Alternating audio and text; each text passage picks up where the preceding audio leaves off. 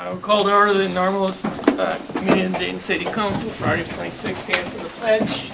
I pledge allegiance to the flag of the United States of America and to the republic for which it stands, one nation, under God, indivisible, with liberty and justice for all. All right, I need a motion and second for the agenda. Thank you for my agenda. Motion to approve. Second. Any changes? Yes, Mayor. One adjustment tonight, just an amendment for item J. We need to include the final acceptance of Dayton Parkway construction and commencing the 1-year warranty period on the landscape, which is included in item J. Nothing need to do on the item itself, but I just want to make sure it's memorialized in the minutes based on the developer's request. So those two things need to be, I'm going to say, just memorialized in the minutes, which I'm doing today, or right now. That's all I have. Thank you very much. Any other changes? All right, all those in favor say aye. Aye. All those opposed say no. Agenda is set 5-0, and we are on to consent. I need a motion and a second. I'll make a motion. I'll second. Discussion? I have a question around item G, the award of the contract for mill and overlay on 125th and East French Lake Road. The timing for that was stated as mid-September through October, and isn't that pretty much the whole season at the Dean's Pumpkin Yes. place? Seems kind of punitive.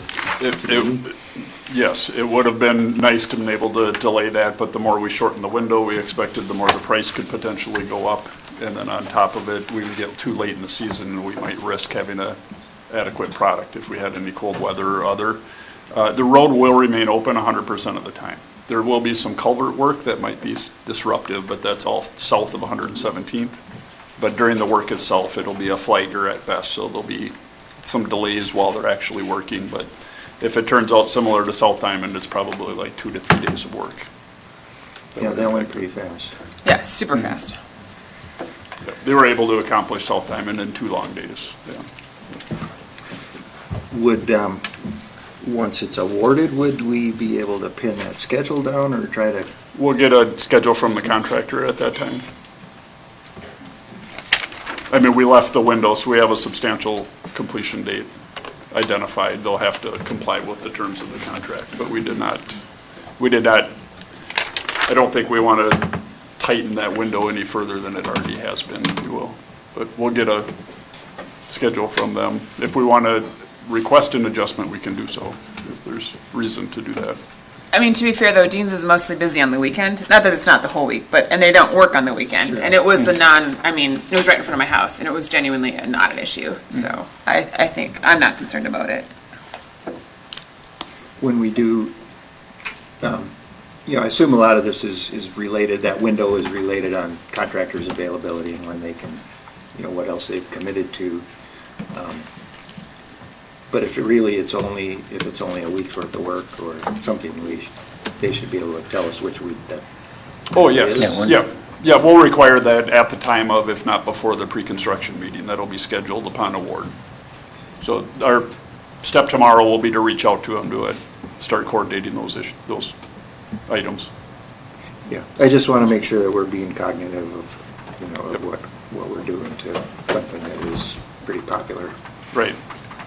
Yep. That's all I had. Anybody else have anything? All right, all those in favor say aye. Aye. All those opposed say no. Consent is passed. Open forum. Anybody here for open forum? Anybody online for open forum? If you wanted to speak in open forum, you can use the raise your hand function.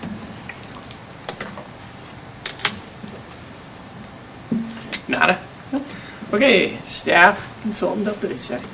Yeah, good evening, Mayor, members of council. A couple updates for you tonight. We've received $2.7 million of the $4 million of federal grant money for the wellhead treatment plant. And we've finally successfully completed the grant agreement, which took about 7 months, for the $850,000 worth of federal grant money for LC Stevens canoe kayak launch. So that project is ready to be bid out, and we can construct that likely next year, just based on timing. And then I did send out an invite this week for everybody. If you can make it, open house for States Manufacturing is on September 18th. If you can please RSVP, they'd like to have an accurate head count for any of their food type things that they're looking to do. This is hosted by the I-94 Chamber of Commerce. So thank you very much. That's all I have. Amy? No updates. Ready? Mayor and Council, just a couple of quick updates. The wellhead treatment, still more masonry work going on outside, and continuing with the process piping on the inside of the building. Electricians and plumbers will be on site towards the end of this week, so it's just moving forward. Parks, or the irrigation's in and running on 3 of the parks, LC Stevens, Iron Gardens, 4 of the parks, Hayden Hills and Sundance.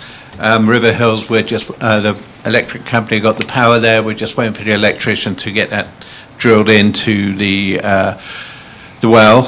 Iron Gardens, the trees are going to be going in next week. I'm coordinating with Laurel Tree Farms on that. Public Works will be doing some fine grading in there and seeding after Laurel have been in. Sundance Greens and Hayden will be doing the same thing over the next couple of weeks. Area 21, we're working on trails and getting the irrigation installed there. The playground equipment has been ordered. LC Stevens master plan, there's a steering committee meeting this week or early next week. And the concepts will be shared with Park Commission at their meeting on the 2nd of September. And I'm hoping to bring it to council on the 9th of September. DNR boat landing, we got it down to 2 concepts. That is going to be shared with the Park Commission on the September 2nd, and then again we'll bring it to the council the following meeting. LC Stevens canoe kayak launch, we're still waiting at the MPC 401 permit, which is required. It's probably not going to get approved till the fall, so expectation, like Zach said, is we'll be bidding this for early construction next year. So LC Stevens and DNR are probably going to be constructed around the same time. Fire suppression tanks have been replaced, and the system is back up and running at the Public Works shop. And just the seasonals, the last of the 3 seasonals that we've had will be finished on Friday this week. So mowing will be going back to the regular crew. Does it still look like, as far as the treatment facility, are they still, now that they've had a chance to kind of spin everything back up, whether they look like they're going to still hit early next year? Yeah, it's looking like the timeline is going to be January 2026 for startup on that thing.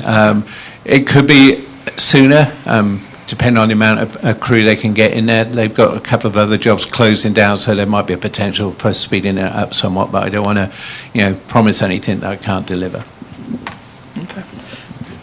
Chief? Good evening, Mayor, members of council. Councilmember Henderson, you had asked before, and I neglected to send it out, but you discussed it this evening as well, is that Care Resources projected roughly about 79 lift assist calls it would reduce and 46 EMS calls. So a total reduction, their belief is approximately 125 calls annually. And I'm happy to send that out to council so you have that information, how they calculated that. Thank you for that, Gary. Evening, Mayor, members of the council. Just one, officers joined up with Medina Police Department and Rogers Police Department for joint training. We're trying to do more joint training with other agencies in the area, mainly Rogers, Corcoran, and Medina, just because Medina had the house available. They did building clearing, so that way everybody's on the same page if we need assistance to do things. John? Thank you. This is mentioned in the weekly update. So Mass HVAC is leasing the west half of the Cubes building. They are based out of Maple Grove. They have a similar ownership structure of States Manufacturing. So once those 2 companies are fully on board, which will probably take about 3 years, There will be between 500 and 700 employees working out of the cubes. So, thank you. No updates here. Amy? Good evening, Mayor, members of the council. I will have one follow-up on an item that we discussed last week, or in the last meeting, 2 weeks ago. Councilmember Henderson asked me about an email that she had sent to me, and I made some comments about it. We had a little bit of a vague conversation, and then a little bit more detail during the council meeting 2 weeks ago. Under the Data Practices Act, the information that was part of the communication that I had from Councilmember Henderson is public information. The fact that a charge has been alleged and the status of that charge or charges, depending on how you want to look at it. As of this point, the status is that I've done probably what you could call a preliminary investigation based on the fact that I'm not an investigator, and so based on the limits of what I can do as the city attorney, I gathered the information that I could, and then I provided to all of you as the council members a memo last week, and at this point what I'm looking to have direction from all of you on is whether to place an item on the next agenda for the council as a whole to give direction as to how to proceed with the charges that have been alleged, and the information that I provided to you that was admittedly vague and did not draw conclusions because, again, I'm not an investigator and I don't have all of the information, and I don't have the ability to draw any firm legal conclusions at this point. So I'm just looking for direction from the five of you on how to proceed, whether to put an item on the agenda for next time. What would that item look like? I would envision it being a discussion item as to whether to have a third-party investigator come and actually do a full investigation that's beyond what I've been able to do so far. And as I have mentioned in the memo that I sent to you, there are investigators that I can recommend for you to choose from, or there are other means of choosing an investigator if that's what the council directs. So we'd basically be discussing if we wanted to have an investigation or not. Right. This is kind of like the whole Duke thing. It's really hard to talk about it in an open meeting, and you can't close the meeting. Correct. Messy. I mean, we can talk about it at the next meeting. We don't have time today to talk about it. No. Yeah, we can see. And it hasn't been noticed on the agenda and all that. Yeah.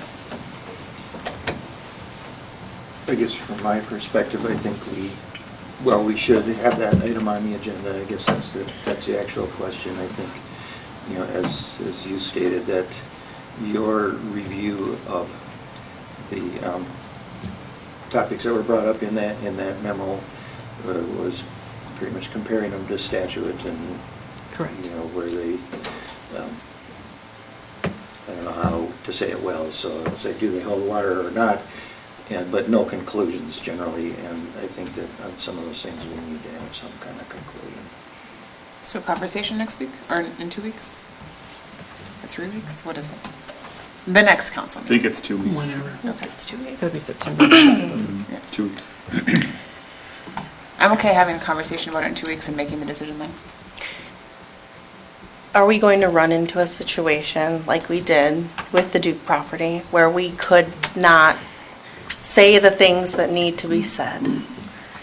Possibly. Because I think we definitely are going to run into a situation where we cannot give the details or say the things that need to be said because Good, then of... let's do it in 4 weeks. Like that's going to change anything. And I guess for me, being the one that originally brought up the issue,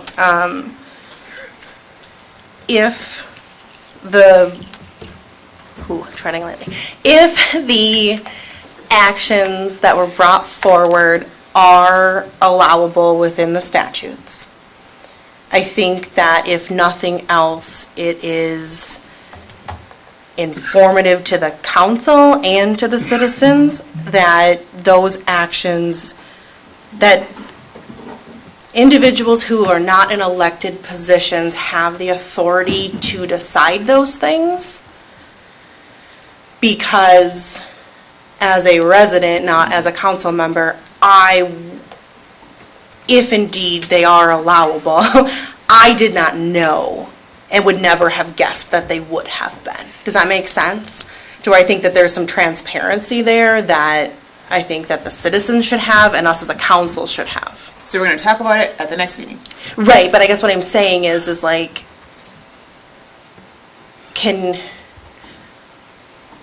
you will be there, right? And you will stop us, me, at a point if I am not allowed to say something. I guess I'm trying not to like put myself in particular in a position where I clearly have details that were not in the memo, were not in your response. And I'm wondering at what level can I divulge those things? If it's in an open meeting, it's open and now it is out on the record for anyone and everyone and their brother to know. So I'm just wondering, like, maybe it would be beneficial for me to know what exactly I cannot specifically say, because again, like, there needs to be transparency, but I don't want to put the city or myself in a position where I'm not allowed to say specific information. All good questions and good Does that make points. sense? It does. There are a couple of things to keep in mind. Even if the council were to direct an investigation by a third independent party, there wouldn't necessarily be 100% transparency to residents. At the conclusion of an investigation, it's, the data that would be gathered would have to be classified to know what can be shared with the public and what can't be. That's just to kind of level set, even a full investigation may not produce the 100% transparency that you might expect. And two, it's a little bit of a contradiction in the law that you can't close a meeting under the open meeting law to discuss what is otherwise private data under the Data Practices Act, but you can discuss private data at an open meeting. Okay. And so, but again, there are still some serious considerations that the council needs to keep in mind during those discussions about where, like, as you've alluded to, Councilmember Henderson, about where that line is, and the difficulty in the information gathering that I did is that some of the information that I was able to gather is contradictory. And so it would be perhaps better for a third party to determine, or even you as a council, to determine what is relevant to how you would like to proceed. I mean, if you feel that based on the information that you have, that it's time to just move on, that's a choice that you have. But you also would have a choice to direct the investigation after you have a conversation amongst all of you, since none of you have spoken to each other about it, and you've all received legal advice from me about it, and so that's it's a difficult balance to strike. I think if you're thinking specific details or something, it would probably be a good idea for you two to connect and find out what's safe to talk about, what's not safe to talk about, or, yeah, I don't know, it's the same situation. It's clunky. Yeah, it's difficult. All right. So I seems like, yeah, we would add it. Thank you. Other than that, I have no report. You have anything? Thank you. Nope. I have three things that are actually follow-ups on things. Earlier in various roles, I'd asked about if the city is doing anything about limiting corporate rentals in the city, and and I don't remember if I asked about this on my planning commission role or in the city council role, because, so this is where it's kind of coming from, right? A couple of months, or early on, there was that bill that was coming through, I think the House and the Senate, about basically taking cities' control away from housing. And we pushed back and we stopped, but it was pretty clear that this, like, the cities have to start doing something for that missing middle, right? Like actual starter homes, because a starter home at $500,000 is not a starter home. And the response has been like, the cities have to do something about that. And one of the issues that is affecting this is that corporations, like giant corporations, are buying up all of their starter homes and then turning them into rentals. They're also jacking up the prices because they're mortgage, they're cash offers. And so I'd asked in one of these forums about, are we interested in limiting the number of rentals, specifically not for like private people, my parents had a rental house for a while, we were renting our townhome, so I'm not saying no rentals at all, obviously people want to rent, but limiting corporate rentals and how we could do that. And I was wondering if that's something we can talk about, or like should that come through planning commission? What is the best way to have that conversation? Because I do think we need to do some things to show that.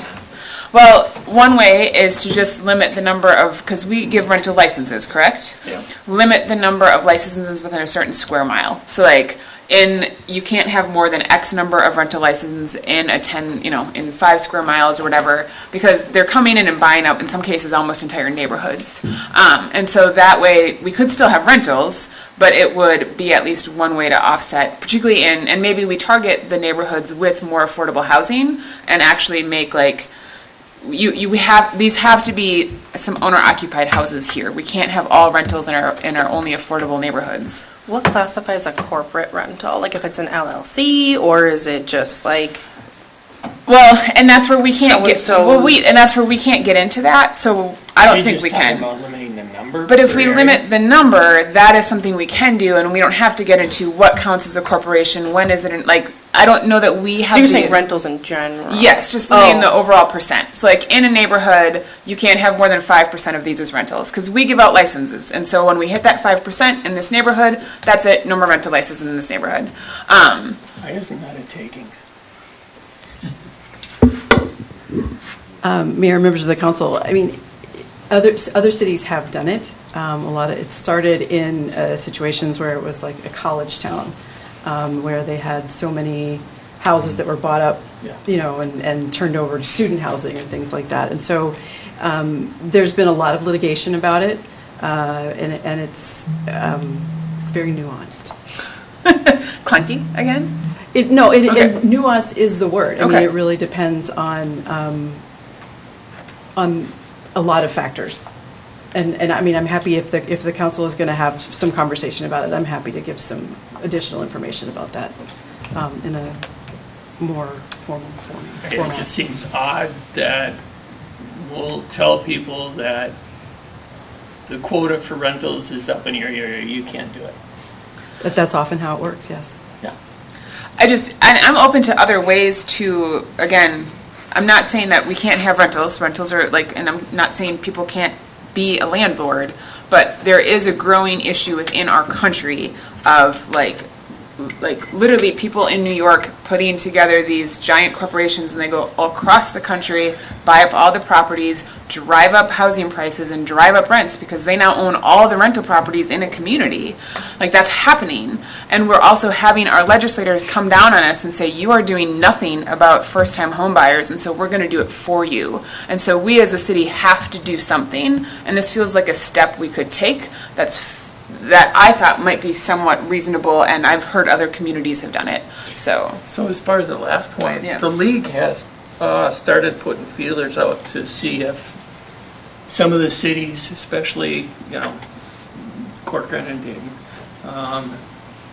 if we could look at something that would kind of mitigate some of the push. It wouldn't have to be big things, but it might be things along the lines of stuff that we've talked about in the past. Not allowing vinyl, for example. There's stuff like that. They have talked about that. I don't know if have you heard anything about that? I've heard nothing, Mayor, members of council. And So again, this isn't something we have to decide now. Is this a conversation we would be interested in having? I think so. I think though, well, I think it can include as the potential path being limits on rentals. I think the bigger question is the one that we should be talking Yes. about is how do we support first-time home buyers? And what does that look like in our community? Is it more targeting, new development? Is it more support toward the existing housing base that falls into that more affordable category? I'd be happy to have that discussion. Yeah, I'm not saying this is the answer, it's just a solution that I had heard about, so can we have a conversation about affordable housing? Maybe I should back up and make it broader. Is that a fair thing to say? Would other people be open to that conversation? Yes. There are 2 yeses, we need 1 more yes. Aren't you? Ian? You're a yes. Oh, yeah. Yes. So, okay, so then we have 3, okay. Yep. So we can add that to an agenda item. And then second, this one was something Stephanie had brought up earlier, about making sure all of our first responder vehicles are clearly marked. Receive an email? I did I got the receive an same email. But it was brought up before, and it's a good point, like, David brought it up first. okay. Piggybacked on him. Give me credit.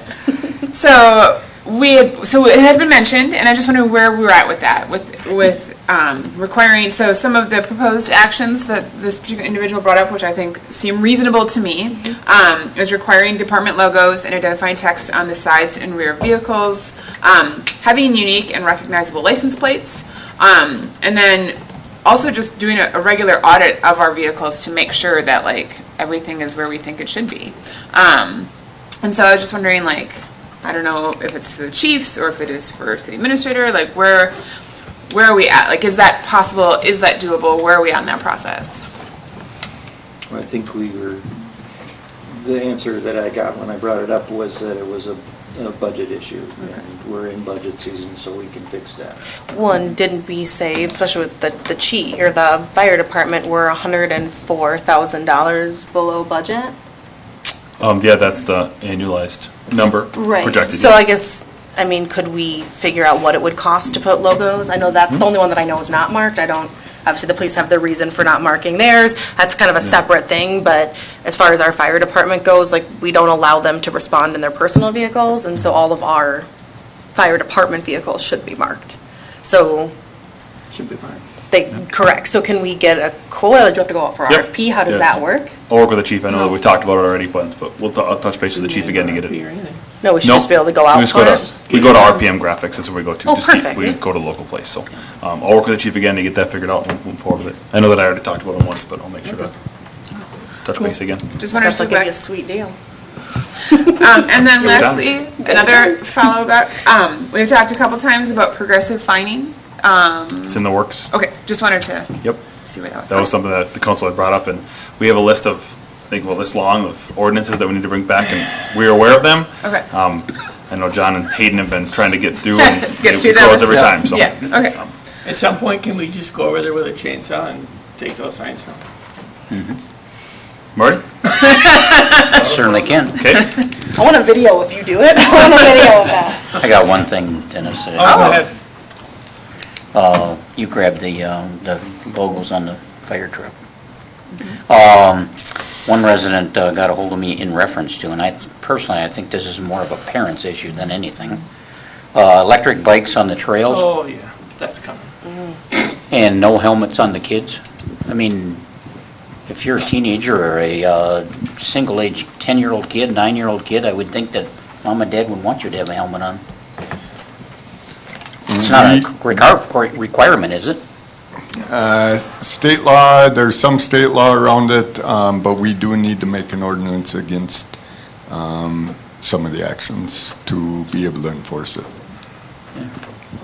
Both pieces or just the electric vehicles on the path? Both pieces. It's not just I seen a traditional mini bike on Mini the bike. sidewalks. too. Yeah. A motor, That's awesome. 5-horse mini bike. I don't ride mine on the path, don't worry. Is that something the council would like to do? Do we have examples? We can get examples. I know there's only, I've heard 5 or 6 cities that have just recently started to put them in place because it's becoming an issue all over I the don't place. think we need to be the guinea pig. I don't want to do that, but We can copy paste. Mayor, members of the council, I can say that in my office, some of the other cities that we work with have been working on this. So, I mean, I feel like we have a little bit of a head start in-house at my office, if that helps. my concern with it is where we go with it, because there's a lot of them out there now. And if we just outright say they need to be on the road, Well, that's worse. Well, it almost seems worse, but. But I would think that anybody under 10 or 12 should have a helmet on. Oh, I'm not. Well, I think it was talking about More the so. banks. More concerned. I think that's a parenting, I agree with you. Not that it's, It's a parent thing to me, but My concern is this 40-pound bike plowing into somebody, well, that too.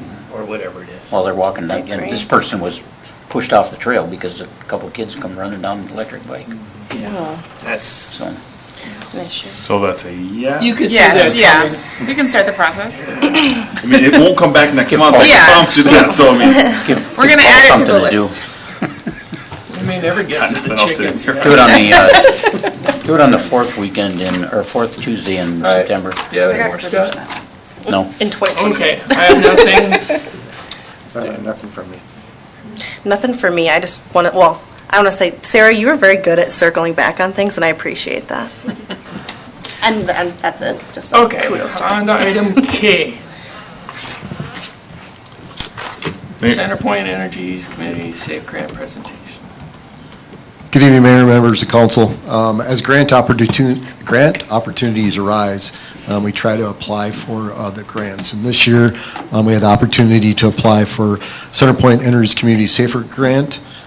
We requested $2,500 to outfit the UTV with headsets, as it is difficult to hear within the UTV as it is responding to calls with not only sirens, but just without the sirens in itself. So CenterPoint is here to present the check in the award and just talk real briefly about their grant.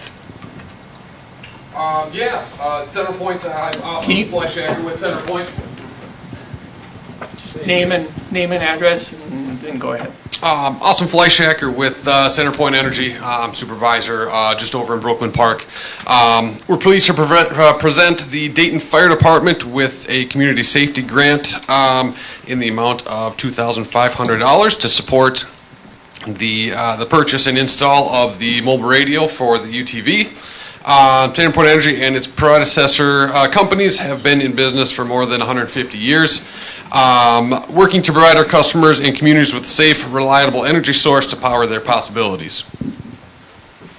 Since 2003, the Community Safety Grant Program has awarded approximately $3.5 million, funding for over 1,700 safety-related projects across CenterPoint Energy's service areas. So several communities around the greater Minnesota area. We're thrilled to be able to invest in your vital support project to enhance quality of life for your community. So, without further ado, Mr. Hendrickson got a check for you. Also, a couple other some supporting documentation for you. So, Thank you, appreciate it. thank you. Thank you. Thank you. Thank you. Okay, on to item L.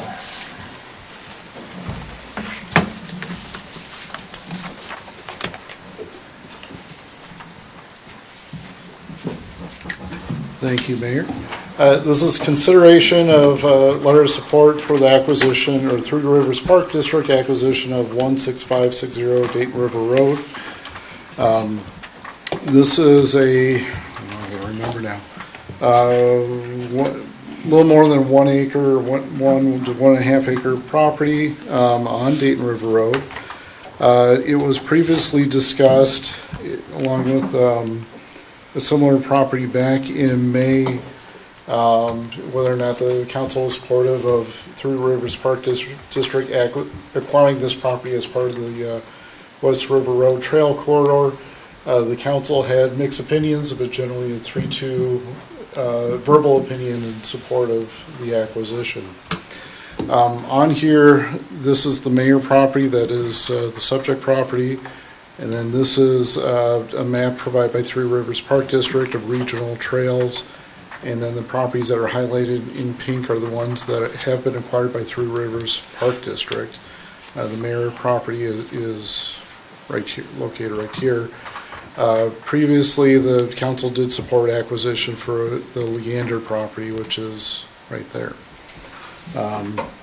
We have staff from Three Rivers Park District along with the family members from the mayor family. And I can try to answer any questions that the council may have.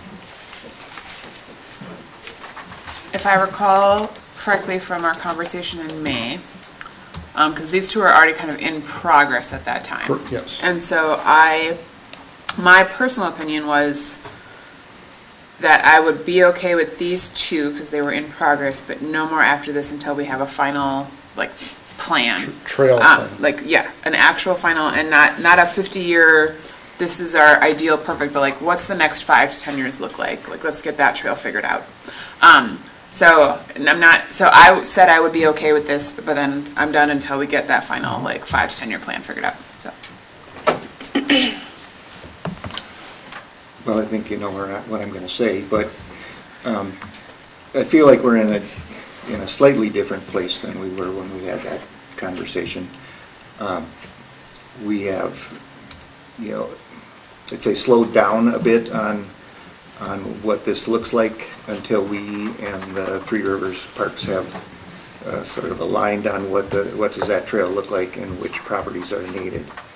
And I know some progress was made. The the Parks Commission spent some time at their meeting talking about it, but I don't feel like we're at that point where we have that plan and we know which properties are needed and which aren't. And so I'm still a no. Sure. We're hoping to bring that forward next month.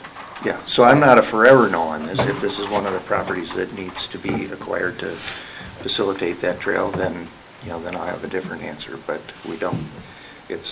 For me, it's plan, implement, and we're still at the plan point, so that's where I'm still at on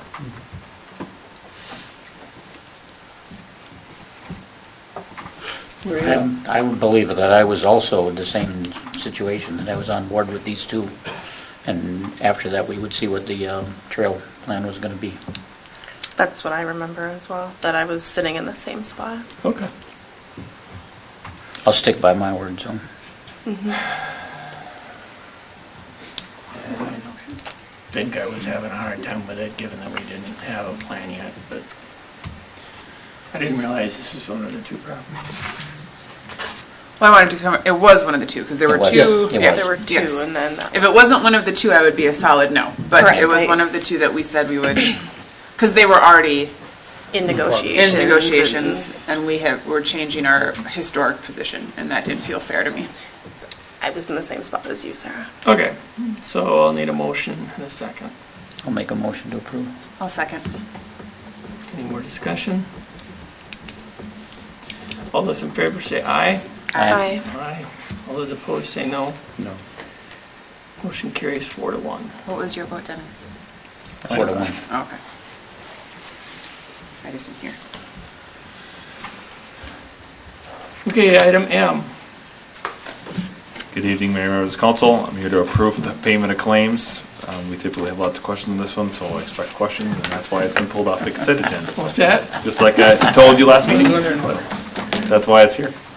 All right. Stand for any questions. David, Sarah, fire away. I have one. This is actually a follow-up to Stephanie's point. At the last one, there was the light that was so much higher than all the others. Was it just a cluster of lights and that was why it It's was? a giant cluster of Okay. lights. I know that. I Mark's got it. Yep. There was 303 street lights on that Oh, one bill. So that they will do clustered it. it all together on there, and they're all under a maintenance contract, so it comes out to about $7.88 per light. Okay, yeah. Like I said, it just seemed odd, but that would make sense then if it's a whole bunch of lights. Thank you for clarifying that for me. I appreciate it. Can I go on a tangent really fast? Marty, are they doing work on some of the streetlights in town? Because they were out marking the one across the street from us today.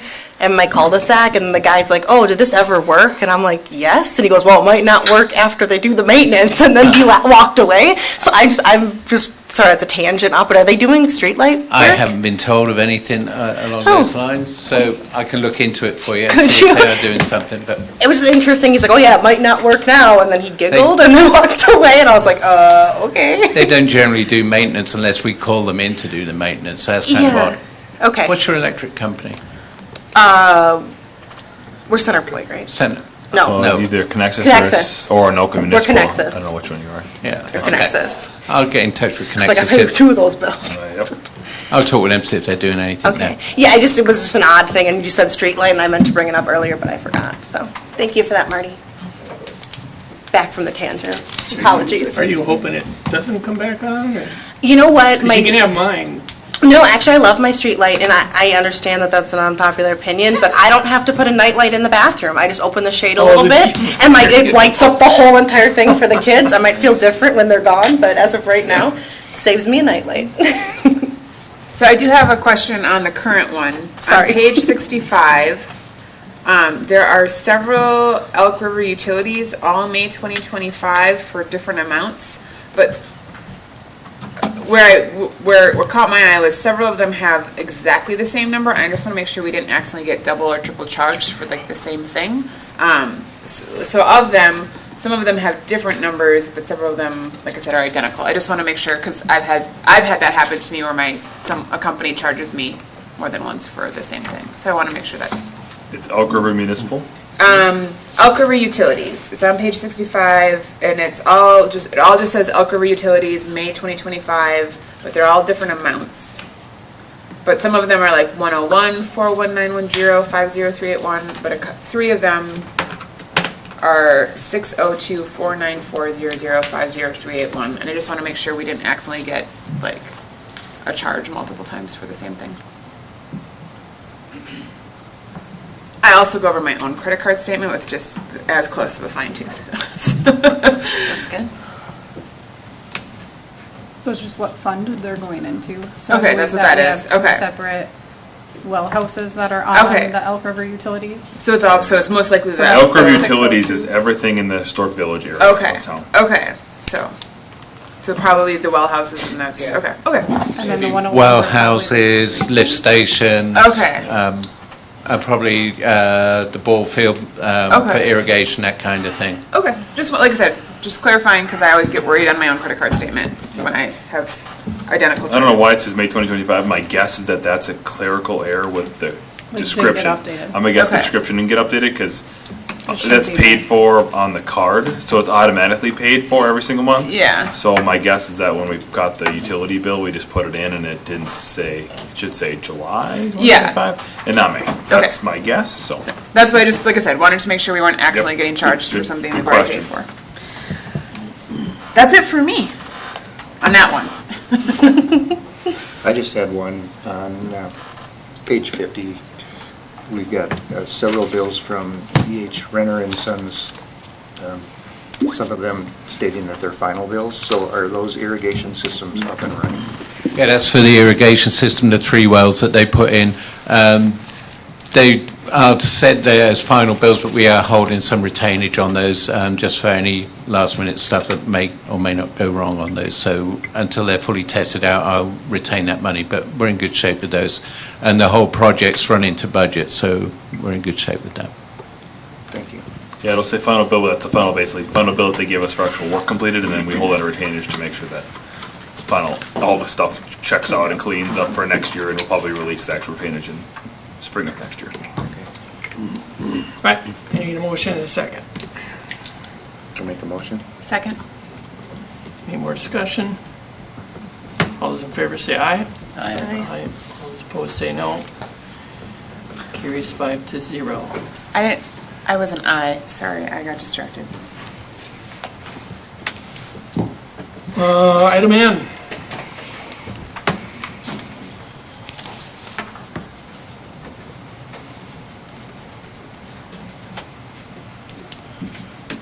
Thank you, Mr. Mayor.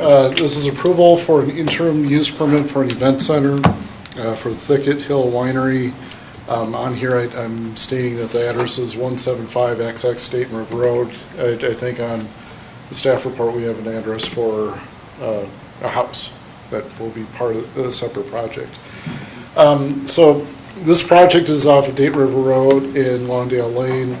The property is owned A1 agricultural. Existing is 68.5 acres. The proposed will be platted as 35 acres as part of another project with, I think the owners are looking at developing the western side of this farm for residential. And that's a separate project. The event center itself is about 10,000 square feet. It has an occupancy of about 500 people. With the event center, it will eventually also include a second building as a winery, or we look at this as kind of a manufacturing facility. That would be accessory to the event center. Parking is required, 249 stalls at 1 stall per 2 guests. What is being proposed is 111 stalls plus 139 proof parking. So, and I'll kind of go, this is the general description of the project, and I'll go into a little bit more details. The critical areas of this project are the access, or the driveway access, as well as the length of the interim use permit.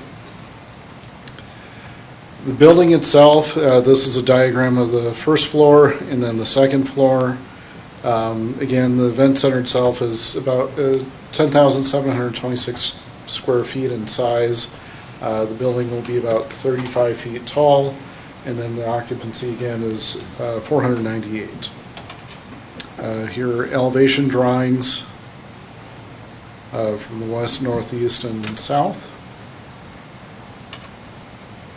For parking, again, just the orientation, this is kind of the existing farmstead.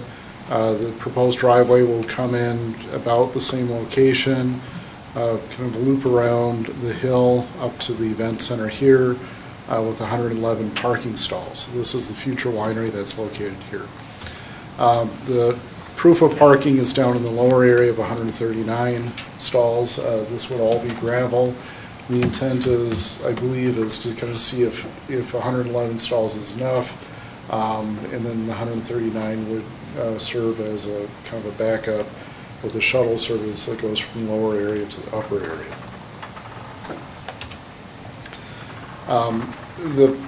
When this was discussed by the Planning Commission, I should say the Planning Commission did recommend approval of the project. They also included recommending that the driveway entrance be shifted to the south now versus later.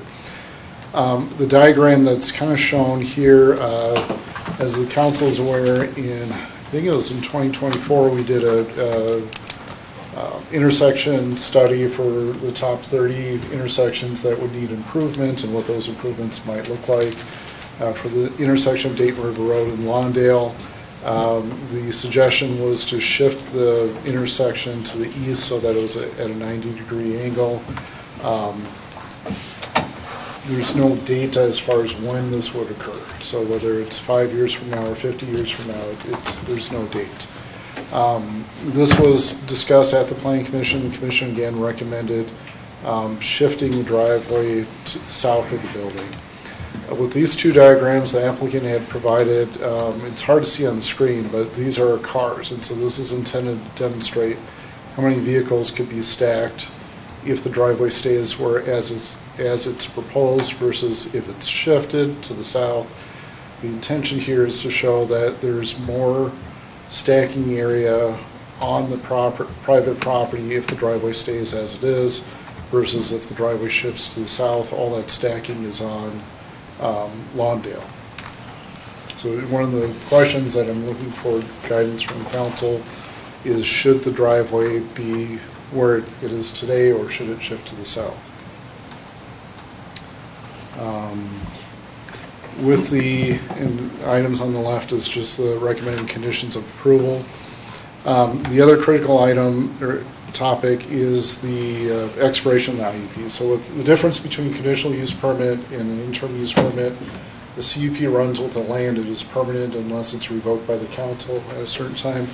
IUPs have an expiration. It can expire at a certain event or a certain time, something that is defined. And in this case, the applicants are requesting a 50-year IUP.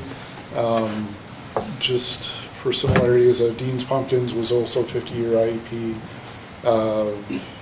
Fisher Farms, I can't remember what it was. Initially, it was when there was a permanent building, they had to come back and amend the IUP, but that's been done. Staff had recommended a 25-year IUP in order to coincide with the 2040 sewer staging plan. Plan Commission did recommend 50 years. John, why wouldn't this be a CUP? And I think I've wondered this in the past too with the activity, because to me it's a business, and an IUP doesn't automatically let it pass to a new owner. They would have to get approval. I couldn't really answer that. I mean, this is how the ordinance was written back in 2023, I We think it were was. probably just throwing stuff. My guess is it was to see how it works. Yeah. Yeah, I get that. It just seems odd to me that people put all kinds of money and energy into a business that they can't guarantee to the next business owner that they can keep. It's a very good point. So, I mean, that's something that I've heard in many other interim use permits, is that it's difficult to get a mortgage if the lender doesn't know if the business is going to be around for 5 years or whatever the term is of the IUP. I didn't even think of that. Does an IUP expire or is withdrawn if the property is sold? That could be. Could. I mean, that could be a trigger, is if the property is sold and the IUP expires. Historically, Mayor and Council, that's how an IUP would. That is the point of the IUP. Point of the IUP is that essentially it's if the property were to turn over to a new owner, then use on that property would then be. But a CUP would stay. CUP stays with the land forever, whether you sell it or not. So if you approve a CUP for an auto repair business, that auto repair business will be there forever. Yeah.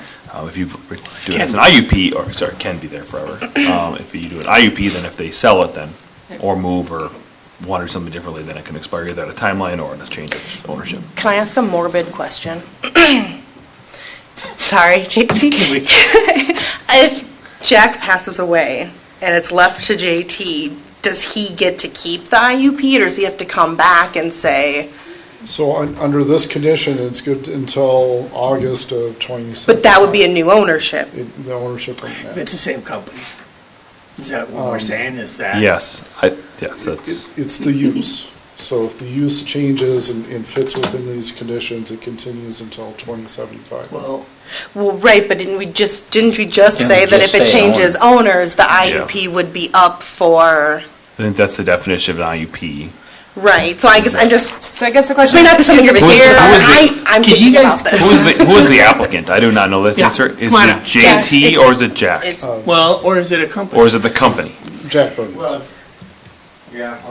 Thicket Hill's wondering. Just before we get into it, the condition on here is that it would expire in 2075, period. Correct, I'm just trying to make sure that, and don't correct me if I'm wrong, I'm guessing that you want that extended to 50 years because eventually it would probably come over, you know what I mean? Yeah. So do you want me to say, Name we and need to address. say our name and? Yeah. Okay. Jack Burnins, 14770 Thicket Lane. John or JT Burnins, 17921 Dayton River Road. And just to clarify on the one point on the address, you're correct, it's 17501 is the actual farm address. Okay. And it was previously stated as 17921, so that was the confusion there. What was it again? It's 17501. That's the original address for the farms, where the farmstead's at. So, I mean, there's a couple things. Obviously, we prefer a CUP for all the reasons you guys discussed. It's almost impossible to get the kind of mortgage that we're talking about. We won't be able to get it without a very long IUP.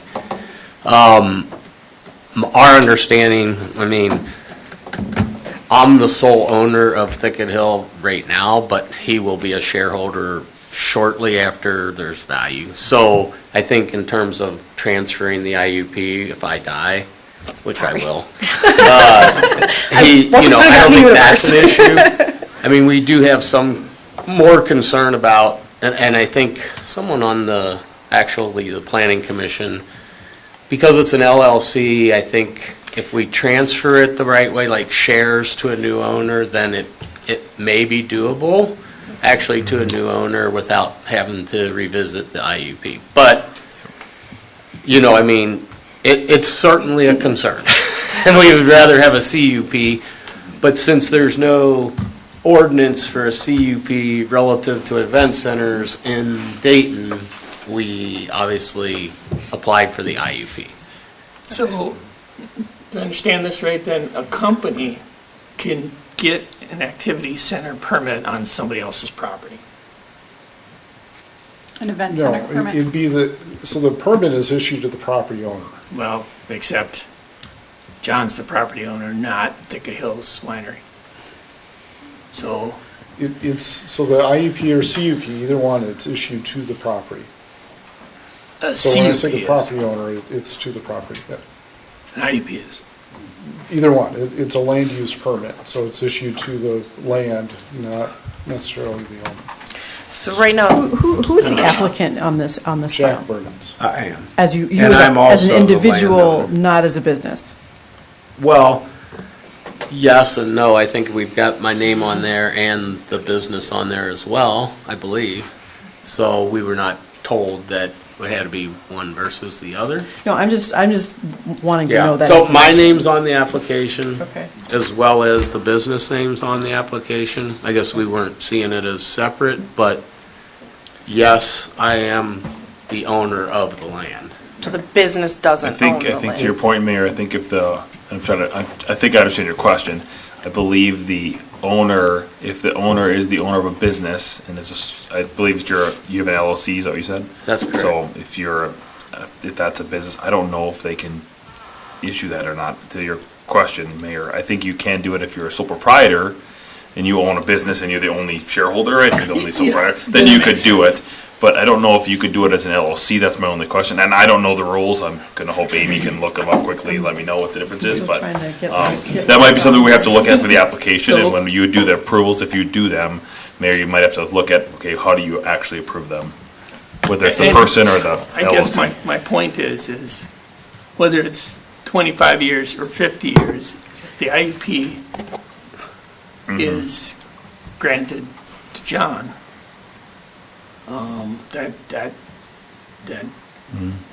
not to get morbid. It doesn't protect him when he doesn't. passes away and Yeah, it becomes to a new because now- owner. Because what you don't want is the That's council's good. completely different and let's say, long life, John, but when you do pass on. I'm Jack, by the way. but- Or Jack, sorry, JT, sorry, John, JT.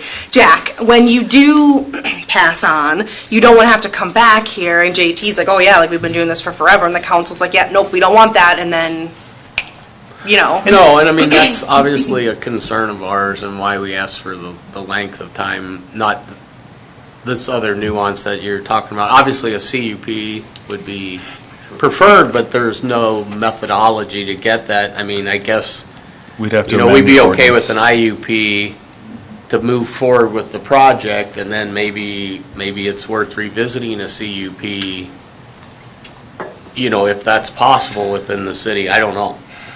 Yeah, so Mayor and Council, in order for us to do a CUP to that process, we'd have to amend the event center ordinance to allow a CUP in the event center ordinance. Then they could come back and get a CUP for it.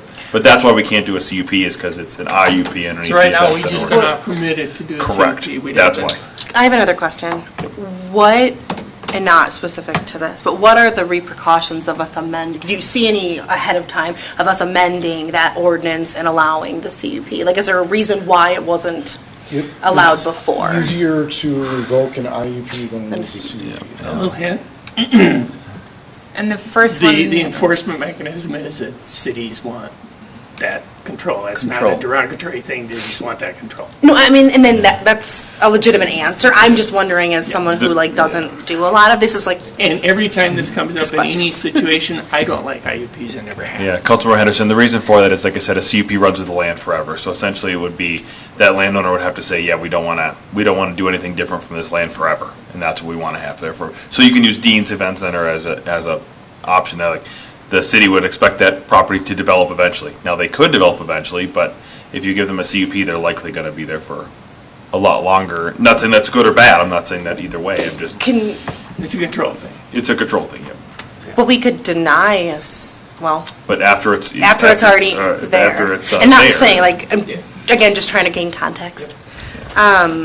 But I That's think why. To me, the bigger situation is exactly where you were alluding to is, you may have a different council in at that time, and it may have nothing to do with what's going on.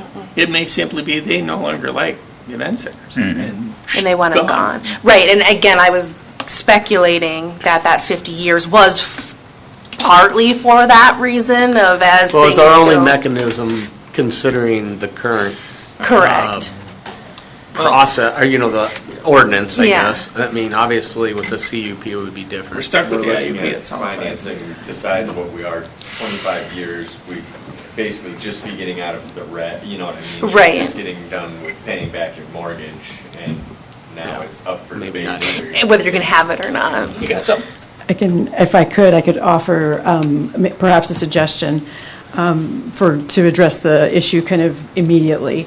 The resolution that's in your packet tonight, if there were some minor tweaks made to that, rather than refer to the applicant who is listed as Jack Barron's and then Thicket Hill Vineyard in parentheses, there could be another clause in the action items at the end of, in the now therefore be it resolved part of the resolution, to just simply address inheritability or change of ownership within an existing LLC or whatever the circumstances might be. I mean, there could be a way to amend the approving resolution to address the issue tonight. If the council would be interested in adopting an ordinance to allow event centers to be a conditional use, obviously we could address that. And at that point, you can, or address that in the future, and then obviously you can also take existing IUPs and convert them to CUPs at that time once you have the ordinance in place, assuming that, an owner or business with an IUP would want to make that conversion. And I would sort of give you the caveat that when you issue a CUP, as we've talked about already, you are limited in your ability to revoke it. It would have to be for a violation of the conditions that are imposed. So it would just be really a matter of being quite careful about the conditions that you impose, because you really lose a lot of your discretion to revoke. And it's a very high bar from a legal perspective to prove a violation of a CUP. I have another lack of knowledge question. When you add in that inheritability, clause or portion, is that something that is vague enough to where whoever Jack wanted to leave that to, or does it have to be to the LLC that's on the application, or is it something he would state somewhere else and that it would fall back to? Like, how does that work? I'm again just making sure that there's not a ton of red tape. Right, I think that in this situation, it would be unique to just this approval that you would be doing. Right. I'd want to make sure before the council takes action to adopt the resolution that I understand what their plans are. I mean, I offer inheritability as just an example of something that you could put into the IUP. Our intent, obviously, like you say, I could die. 50 years is a long time. I won't be here in 50 years. Is to run the just saying. business together. He'll probably be doing most of the work, and I'll be doing maybe not as much. Be counting the money. Until, Watching it happen. Drinking one? Probably until I'm gone, and he, for a long, long time. Right. And our idea here was to always have this be that, so, because we think it's going to be a very large asset for the city. And we believe that, you know, into perpetuity is what we would like to see. Who knows what can happen? And, you know, obviously, when he's 80 years old, if he doesn't have well, he has his daughters, whatever, if they don't. Hey, don't discount that granddaughter of yours. If there's something like that he wants to do, fine, you know, but, you know, it also, I think this ability to potentially sell it to someone else is important. Right, I would want to just make sure that I could make the language fit Yeah. a lot of different situations, not just the pass it down to your. That would be extremely helpful. Right. Why wouldn't you And just put in that's what I was Thicket trying Hills to get Vineyard at. as a They might business name? change the name, I mean, there are I lots appreciate of you forwarded If John inherits it and the new buyer wants to change the name, that's up to the new buyer, but for his lifetime, it'll be Thicket Hills Vineyard all for his lifetime. Right, For well, both of them. yeah, it's just a matter of getting the right words on the paper. Is all. Okay. But it is doable, is what I'm hearing you say. Yes, How is it is that doable. Doable, because aren't you changing the definition of an IUP then? No, I mean, it would still have the It's same. clarifying who receives that resolution, or who receives the permit. Well, and it would also clarify kind of the trigger point for a cancellation of it. For, you know, that it wouldn't be just an automatic, if you sell the property, it goes away. I mean, we would work within the language of the resolution to sort of, to find the right words for you to approve, to fit their business model and perhaps future changes of ownership. Thicket Hills is the other the thing I would just LLC, add right? is So if that's that's simple. an interim solution, you know, and it makes more sense in a month or a year or whatever to change it to a CUP, I mean, that would be wonderful. But I think we would like the interim solution so we can continue to move forward on the project. So, I mean, I would recommend that this one be tabled, at least for this meeting, so that we could figure out the right language for you all to approve, to make it work, within the current code and to fit their needs. Is that something that we could do relatively quickly, do you feel? Like, we could, Yeah. like, 2 weeks? Like, are we thinking Yes. that it would take, oh, so like next meeting? Could we Can like, you do it during the meeting? If you wanted to put it to later in this meeting, I mean, I guess we could come Well, up we with got some- 3 hours yet. I guess we could come up with some words to do that. I just, you know. we could also do the rest of it now and then just have that and put it on the consent agenda. Like if we got everything else hammered out now and it was just that little tiny little word. And we knew that the reason, or Yes. what the intent behind that Yes. change was this, we could just say, yep. And then it could just, Check could out. it then potentially just go on the consent agenda For in 2 next- weeks, so we don't have to have the whole conversation again, and you guys will Is that know, and you don't have to come. obviously it's critical path, but it's But- not. I'm Yes. also going to suggest, I don't think I think we're going down the same path. If you just give us direction to wordsmith it, we can do Yeah. that. Okay. Yeah. I just think if you add Thicket Hills Vineyard into it and And so leave it up to him and his trust or will, an or whatever he's gonna LLC do. can get an IUP on a private property. Yes. That's what we're talking about, right? Yes, I mean, Okay, with the okay. consent of the underlying owner, and obviously, here, it's kind of the same thing, it's just kind of, the legal Makes structures sense to me. are there that are different, but, Yeah. Okay. yeah, you can. So for the next 2 hours and 45 minutes, you work on that wording. I think if the, Mayor and Council, if you guys want to approve it, we can always work on the wording. If you guys are good with the wordsmithing and just approve it in Yep. the resolution, I would think. that would I'll be make a fine. motion to approve Wait, it. wait, Whoa. There's also, There are the- other things to talk about. yeah, I was going to say, there's another critical topic on There's the, several other There is, critical huh? topics. on the conditions, I just wanted okay. to help with that one. Since don't we're want 'em on to the kill subject mosquitoes. matter, is there objection to a 50-year IUP? No. No. No. Okay. So if you could, I'm just going to go through these one by one and just summarize them. So the first one is that the applicant will provide emergency contact information. That's really not Why don't an we issue. just ask the council if they have any issues? Yeah, can we just can jump? do that. Okay. Just do that. So, I don't want to go through all these. yeah, we can read. Thank you. We can read and we have read. So here are my things. The parking, I'm gonna kind of hold to ours because some of the other parking ones you guys were comparing yourself more to churches and assemblies, but I think you're closer to restaurants. I mean, you have a kitchen, you're serving food, and when I looked at the restaurant parking, it's still a little less than ours, but it's close, like it's more in the middle. So I'd be willing to go to like a compromise position, maybe not the full 211, I believe was our requirement, but maybe something closer to 143, 173. And for the actual, for us as a city, I would also be willing to go down to 1 for 3 people instead of 1 per 2, which is what we have right now. But yeah, I think 111 is still a little low, but we don't necessarily have to go as high as what we have. I guess. Yeah, so what we tried to do, just, they're kind of like two, they're the same issue, but they're two kind of separate issues, Yeah. if you will. So we tried to meet the parking requirements per the planning commission, which Yeah. we put in there. We got 250 spots. The other piece was just to provide the council with the information that we think that the parking ordinance might be a bit restrictive, and that, I don't know what the process is for that. That might be a separate process. We're not asking for that change necessarily tonight. We're just saying, we think you ought to consider maybe some different parking ordinance for these kind of facilities because they seem a bit restrictive. Or the 14th. Yeah, and we provided the information, so.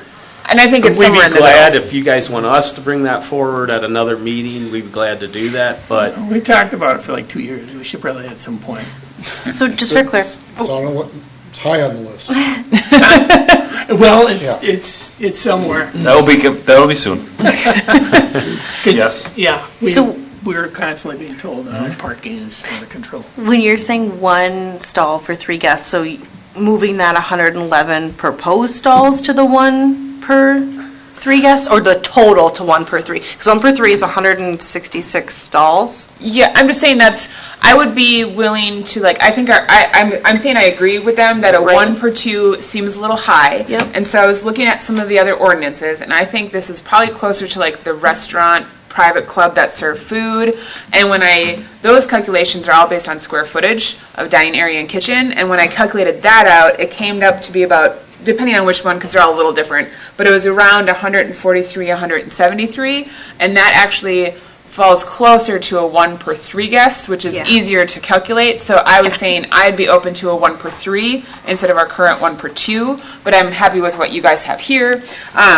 The other things that came up for me, the septic and water issue, like my niece had her wedding at a place, not kind of like a place that also had a private septic. And halfway through the wedding, the system failed. And nothing is more fun than when you have a bride in her dress trying to use a porta potty, who also happened to have been overserved and very inebriated at the same time. Like, it was disastrous. So I would really encourage you to like think about when you're on a private septic system and you have all those guests and there's a lot of alcohol flowing and they use the bathrooms a lot more. I would really encourage you to think. I know that was a comment that was made about the septic system. But it might be a design thing, I mean, obviously by the permits and that, we've got to go with the septic design and I was going to say that Metro we're following, West. we're following commercial guidance from Metro West as provided Okay. by the city Yeah. for permitting, and so it will all be commercial, private, commercial septic and well. It's actually one of the reasons we decided to go straight to the final event center versus going to some interim thing before, because we're like, the cost for septic and the size of the well that you need for fire suppression are very expensive. Yeah. But I had that very And I mean, obviously, we want to make sure that our guests have the best experience possible. Particularly if weddings are your thing, you're thinking brides, giant dresses. Yeah. It was not a fun rest of the evening. Good to know. And then the other thing that came up for me was when we were talking about the parking or the driveway, right, and the stacking. To me, the issue isn't so much the stacking in that it's the line of sight. If you're going to go turn left, the amount of space, because you have this weird angle, and when the driveway is shifted down further, you're going to have a chance to see cars coming around the corner my fear is that with the current driveway layout, a car coming around that corner, the person pulling out this way will not have as much time, where here there's just physical distance. So I'm not concerned about the stacking. I'm concerned about being able to see someone coming right down down Lawndale. So I'm a fan of shifting the driveway personally, but it's not for the stacking reasons. It's for that line of sight. I want to make a left and someone can come whipping around that corner, and it's already a weird angle. So I would personally encourage to think about moving that driveway. And then my last thing was, you kind of mentioned already the well and the fire suppression. And I don't know how this would line up. The city needs a well there. Like, is there a way we can combine forces in some way, shape, or form? We have a well. Okay, but I mean, Yeah, Councilmember Van Asten, we've been working with the applicant Okay. to figure out what the cost is for them, so that we want to do the same thing that we did with the storage facility. Yeah. With down at Territorial, is that we work with them and said, what's your cost for that? What's our cost to extend water? Okay, there's no point in you putting a system in if it's cheaper for us to extend the, water main, and so we had them pay for us to extend the water main. We extended the water main for them. They gave us an escrow dollars for that. We do the same thing for Thicket Hills Winery here too, is look at the same thing of what does it cost us to put this in? We need to put a water tower in anyways. yeah. What's the cost to extend the pipe? Is it similar to the cost that they have into the well? Well, then it makes no sense for them to put a well in. That's just put the water. Yeah. So that yes. conversation is So happening. we are having active Awesome. conversations with Awesome. the applicant. Those were my. Good spot for storage. What? You Yep. guys need a water tower? You could Dress it up nice. Unfortunately, one parcel south would be really great, so that's what we're looking at. That would be really wonderful. Those are my things. Okay, yeah, I have no problem with parking. I think you guys are probably gonna be able to figure out your own parking. And like you said, our parking requirements have always been challenged. The driveway, I can go either way. I agree that more distance is good, but, I mean, as it is, you have 160 feet to the corner. I don't know, that's a good amount, but. Is there an opposition to moving the driveway? Is it It's just? just really, for us, I mean, you can see the building there on that side of the 139 number. We can't go much beyond that building, so it's kind of an awkward entrance, because we're gonna come in and take a hard right and then take a hard left. And once we started, and we felt like the major issue or concern, at least from the planning commission, and maybe we misunderstood, was the stacking of vehicles. So then we started thinking about that, and we're like, well, heck, we're gonna, and where it's at, they're gonna stack on our driveway. If we move it south, they're gonna stack on Lawndale, which actually makes the problem worse. And so that's why we put that information together. I mean, I think there are other things we could potentially do. We could, hire the Dayton police guys to, the moonlighters, whoever, I don't know if that works or not, but to come out and direct traffic at a certain time, or we could have a flag person. There's just topographically not a lot of place, unless you want us to come off of River Road. And we've got access off of River Road in a couple spots. I mean, actually, we own, you can see that little blue spot up there off of River Road right there. We own that. But we've been told from the beginning that River Road was not an option. Like basic, I guess we've been advised that that's not what we want you to do. We want you to come off of Lawndale. And the issue becomes, as you head south, maybe just, if I can stand up and show you guys, you probably know. This is a creek right here that goes down and goes under the road to the river. As you go this way, it's all downhill. Yeah. And the further we move it this way, the more issue we're going to have with wetland. Well, this is all vineyard anyway, but we're going to have to come in here and take a hard right. We got, I think we're going to find out this is going to be wet and go that way. So then we're saying, well, we can only come to maybe right here. And then that makes it weird unless we go around the building. We've got to go this way. you know, it's challenging, but we're more than willing to work with trying to make it as safe as we possibly can. And we just felt like, once we really looked at it hard, where it's at actually is probably safer than moving it. But No, that's I our opinion, you know. I appreciate that. I just was asking, and I don't think the driveway is a sticking point for me. I also had the same thought that Sarah did about, well, I was thinking people peeling out and you can't see anything. Well, like, and the and- other thing we talked about was, you know, we could make people take a left, Right turn right down turn down Lawndale. Lawndale, to go but out. then I think the feedback from the planning commission was, well, we don't want people going down Lawndale. I mean, some people are gonna probably wanna go that They're way gonna go that anyway, way. Yeah. live that way, but, Yeah. I mean, I don't wanna, you know, it's kinda like, I think there's a combination of things we could do to really make it work, but I'm not sure moving it south is the right solution.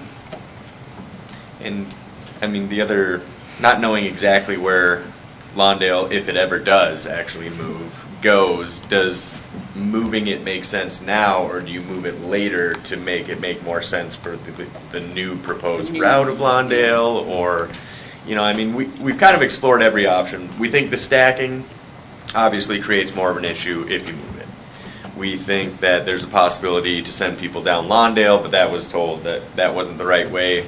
River Road is a pretty busy road at all times of the day, and so does that make sense to have an entrance or exit there? Probably not. And so we've kind of spun our wheels on it a little bit, and we're not sure the extra 200 foot of moving the exit down does a whole lot to address really any of the problems that we've talked It's about. actually 140, it looks like. Yeah, exactly. And so I think we're open to things.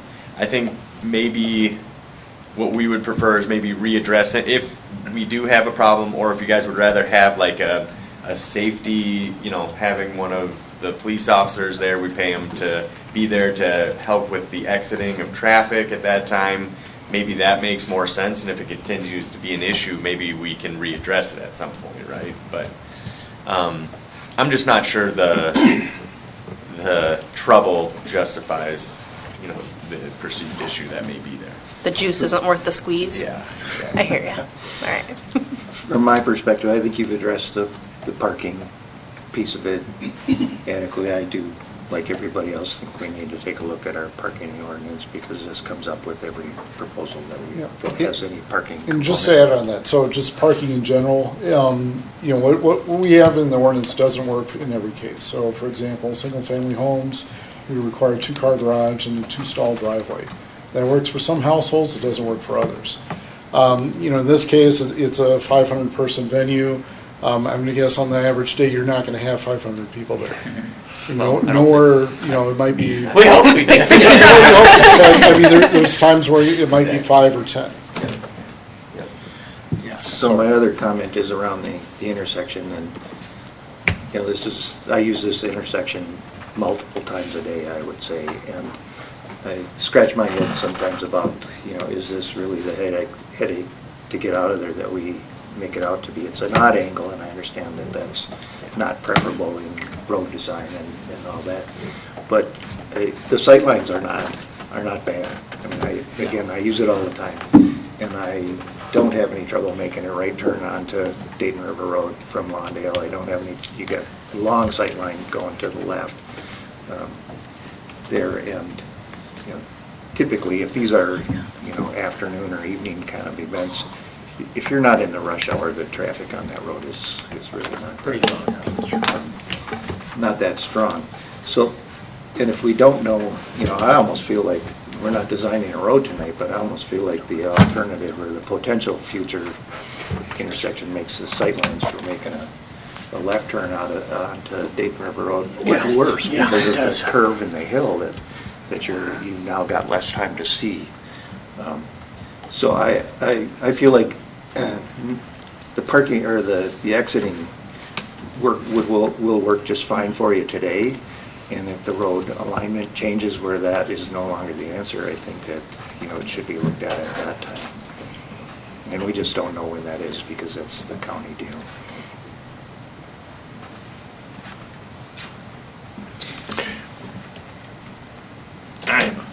So is there, are we to the point where we Can we approve and just say with language, like with the understanding that the staff will tweak the language appropriately so that. For inheritability? For inheritability. For transfer. For transfer. For what do you wanna call it? transferability, is probably Okay. a better way to describe it. So can I make a motion to approve this with the understanding that staff will make small tweaks to language to ensure inheritability? And then. And transferability. Transferability, oh my gosh. There's so sorry. many words. And then with the 50, what 50, other- yes, with Yeah, 50. 50 years, and there was, 50-year IUP?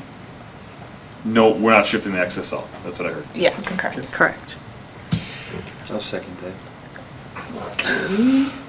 You gotta be faster, Stephanie. Oh, so fast. Sorry. No, it's okay. I said enough. okay, any more discussion? Oh, come on, kick I would have something in. approved it 15 Yeah, minutes I ago. Hey. Okay, all those in favor say aye. Aye. Aye. All those opposed say no. Carries 5-0. Thank you. Yeah, thank you very much. Okay, on to item O.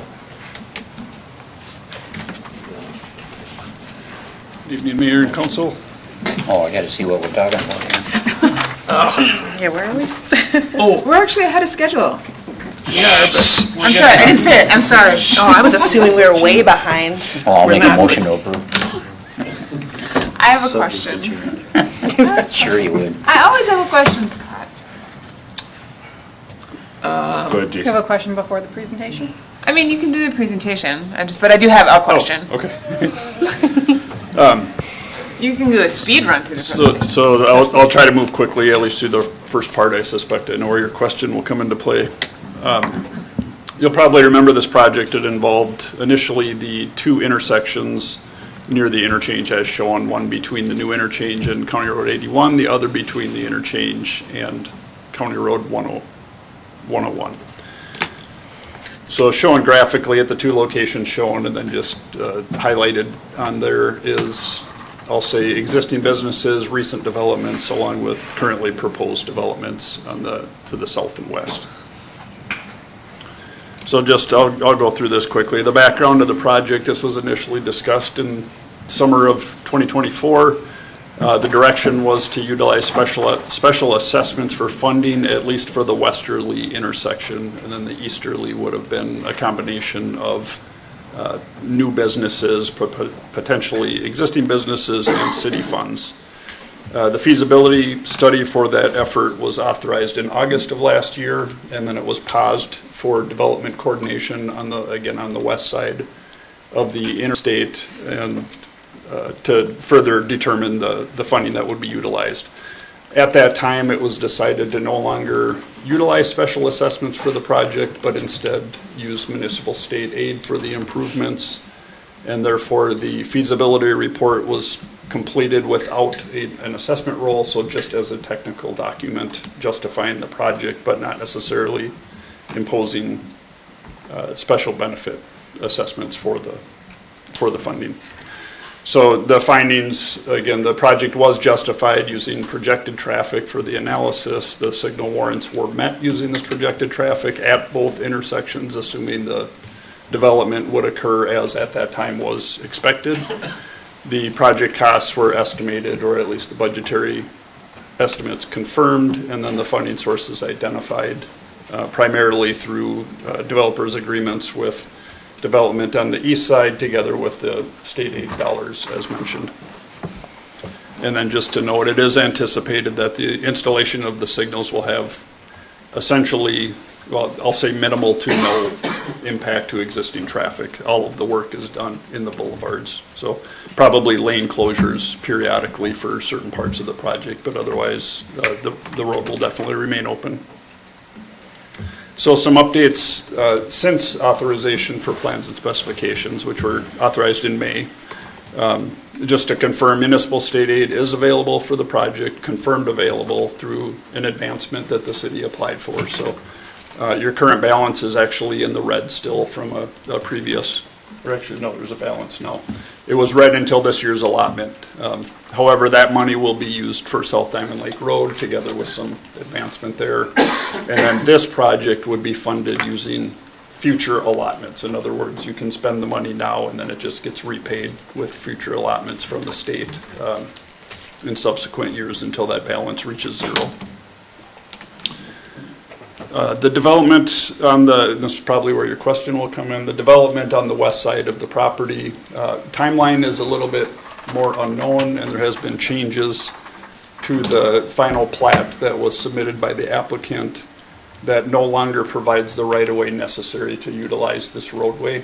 And therefore, at this time at least, there's not a known date at which the signal would be necessary for that. For those reasons, it was decided to remove that signal from the project and instead only include that by the quick trip on the east side of the interstate. That one on the west would then be considered as a future project at a later date with funding to be determined. Maybe state aid again, maybe special assessments, maybe city funds, maybe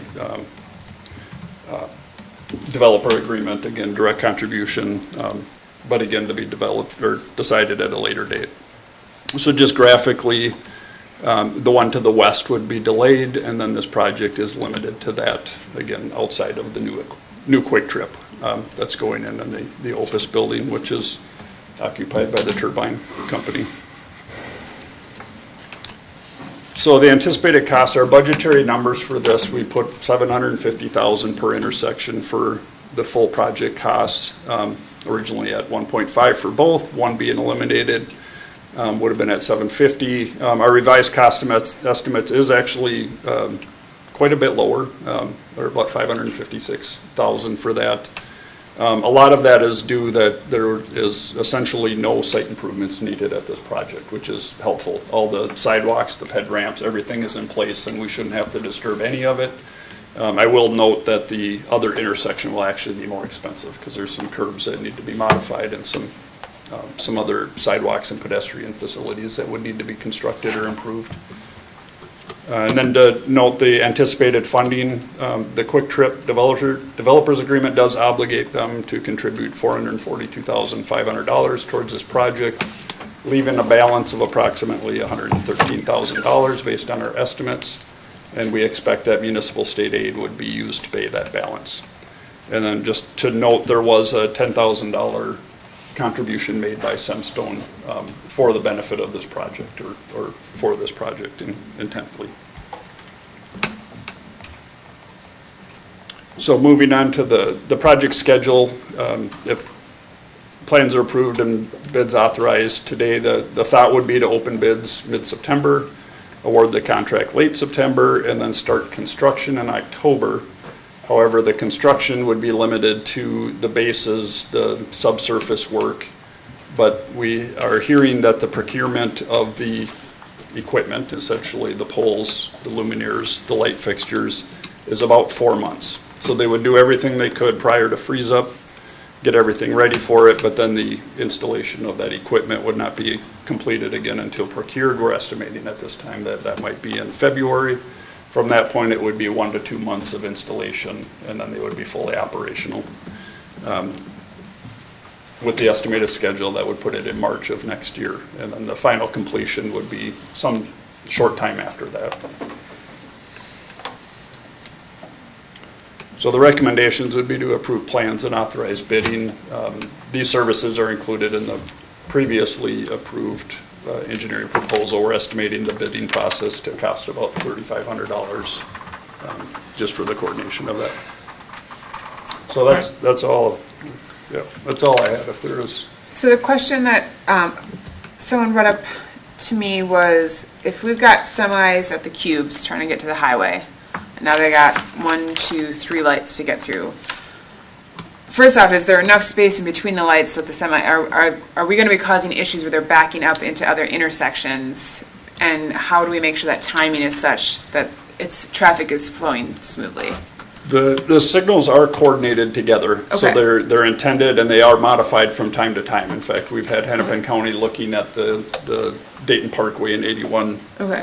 several times even, in the last 6 months, just with the changes going on out there, and they have been adjusting things out there. This would be no different. Okay. So they do time them so the greens will sync up better, if you will, so we don't get Yes. exactly as you're suggesting, just an increasing queue of vehicles as, Particularly because when a semi takes up a lot of space. it does, and they don't take off all that fast. No, they do not. So, right. If you're stuck behind Yeah. one. Yeah, but that is accomplished through just coordination of the systems. Okay, that was my only question for that. I think the other question I've talked to Zach about, so I'm good, thank you. All right, any motion second? So moved. Yeah, second. Sarah and Scott. Any more discussion? All those in favor say aye. Aye. Aye. All those opposed say no. That carries 5-0. We are on, you know what, can we take about a 3-minute recess here? Yeah, I'm fine with that. Because I had a recess or not.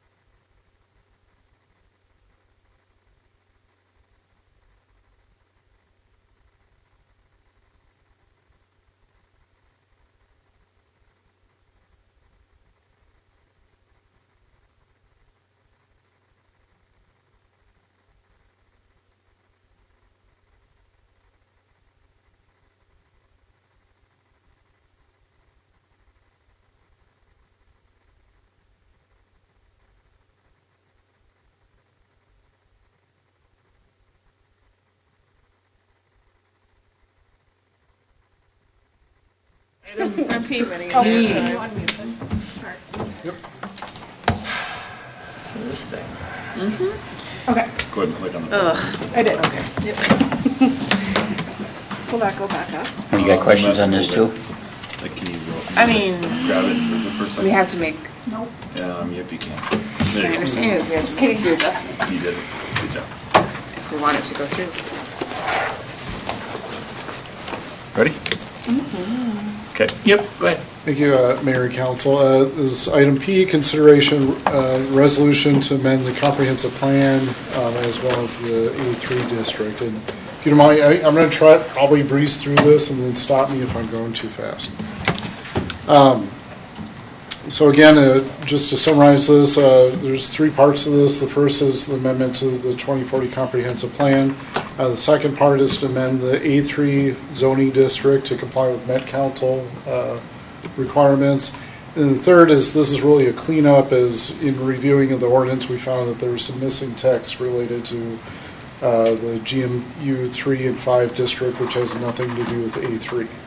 It's just, we found a mistake and we're using this opportunity to fix it. It's also still missing the R3.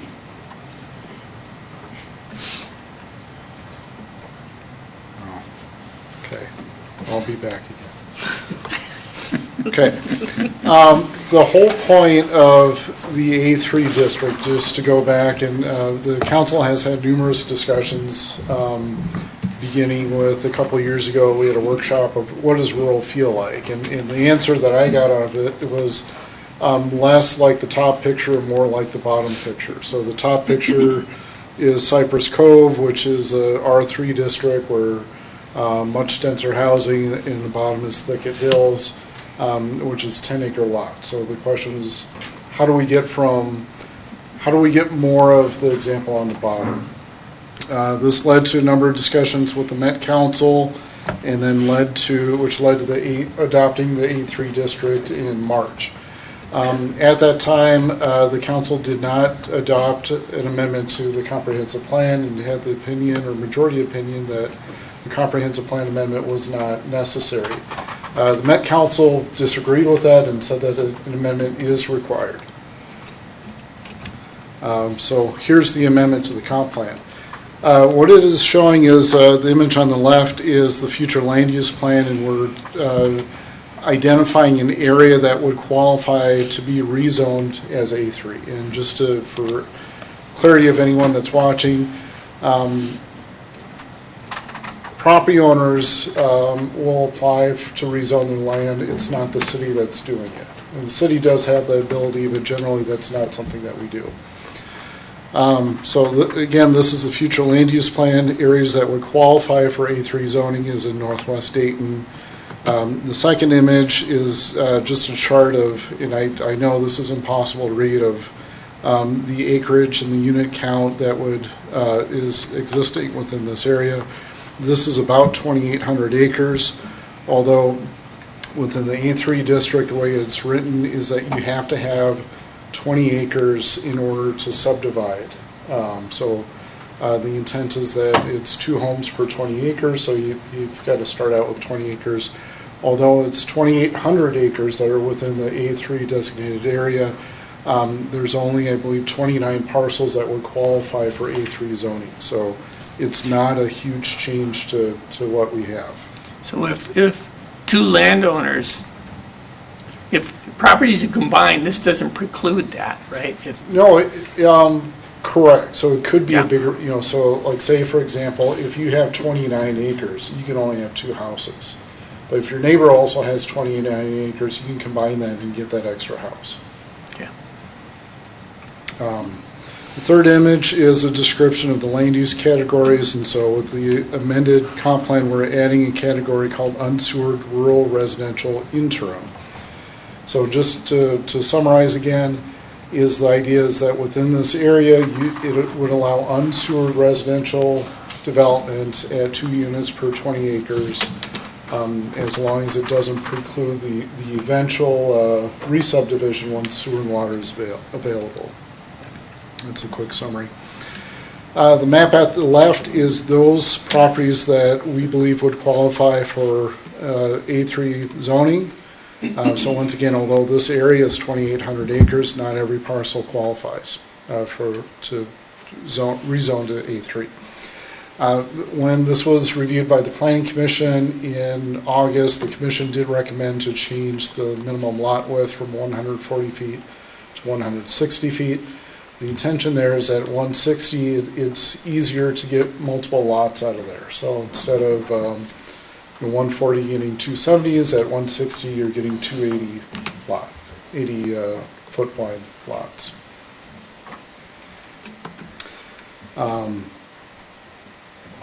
This is kind of a regional map that for the 2040 comprehensive plan that shows which cities are designated what use. Again, with the flexible residential development guidelines, the idea with the A3 district is that each project is going to comply with these 6 items. Although I'm going to say in a future slide we're disagreeing with item 6, and I'll come back to that. So again, the flexible design guidelines, we have 1 through 6. This is the Met Council's language on the right, and the A3, proposed A3 district language on the left. That'll go away. We are choosing not recommending item 6, which is encourage the use of community wastewater treatment systems as temporary clusters. We've had 3 of these communities in the city. We're down to 1. The council has kind of previously expressed opposition to this. We've reiterated that to the Met Council, and they're fine with it. Plus it says encourage. That means nothing. True. So far. Until they tell us otherwise. In having discussions with the Met Council of what their request was in our ordinances, just to add more clarity of what does each item mean, and we're choosing to do that by giving examples. So, have they seen this, Met Council? They've seen what went to the Planning Commission, which is we've had minor tweaks to what's being presented tonight. And so far, they're okay with this? They're good with it. Yeah. They're good with it. Is that what the changes, Zach, that you and I had talked about? Probably not. I don't know what was all included in the planning commission packet. I'm unfortunately not able to review that before it went out. Okay, I'll go through the 5 items. So the first is to include the need to reserve land resources for efficient future urban development as part of the ordinance purpose. I'll just say the A3 answer is that the intent of this district is to allow residential development with a gross density of 2 units per 20 acres with all of the following guidelines, and it's A, B, C, D, E. Item 2 is to identify land characteristics required to support future urbanization. The A3 answer is it's going to be case by case. So using Legacy Woods as an example, there's so much change in topography that there's some areas of this project where it's not feasible to economically provide sewer and water if it were available. And so the idea here is for the development or the developer to identify which areas are practically serviceable eventually, and then ghost plat this, and let's say the southern half for urban-sized lots. And generally, still, as I'm sure the council's aware, there's a lot of topography, there's a lot of wetlands. What is buildable? It's probably the land that's tillable currently. Mm-hmm. And every project is going to be different with this. So I know at the Planning Commission, the developer for this particular project said that line maybe wasn't in the right place. Does it matter because you're only using it as an example? Yes. It's not tying them to anything, correct? Correct. This is just just as an example, as you mentioned. There's a lot more science that will go into it as far as defining where that cutoff line is. Yeah. So for example, on this development, we'd look at once it gets to a certain, threshold of, elevation changes or whatever, we'd say that that's not going to work for sewer. So Yeah, I just want to make sure that this is not Doesn't- defining anything for them. It's Correct. just being used as an example. Yes. Item 3 is to allow no more than 25% of the developable land in a project to be developed, reserving larger future urbanization parcels. The A3 example is that it's case by case. Every project is going to be different. So this example is probably similar to Legacy Woods. This project is similar to the Burn-ins project. Again, it depends. It depends on what the developer wants to do and what the council's vision is of that project. So. And the topography. And the topography. Yeah. So I don't think there's there's not a one-size-fits-all answer for this. If you go through their examples too in the flexible guidelines, they're kind of all over the map. I mean, they really don't. There was one where, and I don't know, we can get to it later. Okay. Go ahead. Item 4 is to protect future urbanization parcels with temporary development agreements, easements, or deed restrictions. The A3 answer is to ghost plat to demonstrate that an A3 lot can be subdivided into an R1 zoning, or R3 or whatever you'd like. And then to require that the A3 house be built on a ghost lot, as opposed to across the line. We've heard in previous meetings some opposition from developers of requiring this. I believe ghost planning can work. It's difficult though. So, using Wildwood Springs as an example, this was ghost platted. And it's hard to see on the screen, but for example, this was one lot that was ghost platted into two. The challenge with this is, I think it's telling a buyer that you can only build on a certain part of the lot. And that could be amended to be not just one ghost lot, maybe it's 2 or 3 ghost lots, just because of the size of the house might be larger, because it may not fit on one future ghost lot. It could be 2 or 3. There's an example of that on the south side of town, in Territorial Trail Development. If you were to go into that one, the first left, if you came up in Territorial, the first left there, the original homestead is on that property there, and it takes up 3 current city lots. So that's an example of a ghost platting that would have worked. And all of these things, the satisfaction of them is up to us. Whether we believe they're satisfied or not. Yes, I mean, the idea is we're agreeing, the Met Council kind of gives us guidelines, and we're agreeing to follow them as much as we can. Is it going to be perfect every time? No. Right, okay. But we're going in the right direction. Item 5 is to provide for the rezoning of the future urbanization parcels to a residential zoning classification at densities consistent with council policy at such time that urban services are available. This can only be answered when services are available in 20 to 30 years from now. But the idea is that the development that happens today isn't happening such that it prohibits services in the future. So you're not going to build a house where you're saying sewer and water lines should be going. I just have a little math pet peeve. Why do we say 4 and 40, 2 and 20? Why don't we just say averaging 10? That was the council's decision. So I'll clarify, Mayor and Council, the reason why, Council decision, that's true, it is the Council decision. The reason why we can't use averaging of 10 is because it's not classified in our classification of community that we are today. So we aren't rural resident, I get these wrong every time. The word emerging suburban edge, we used to be rural residential.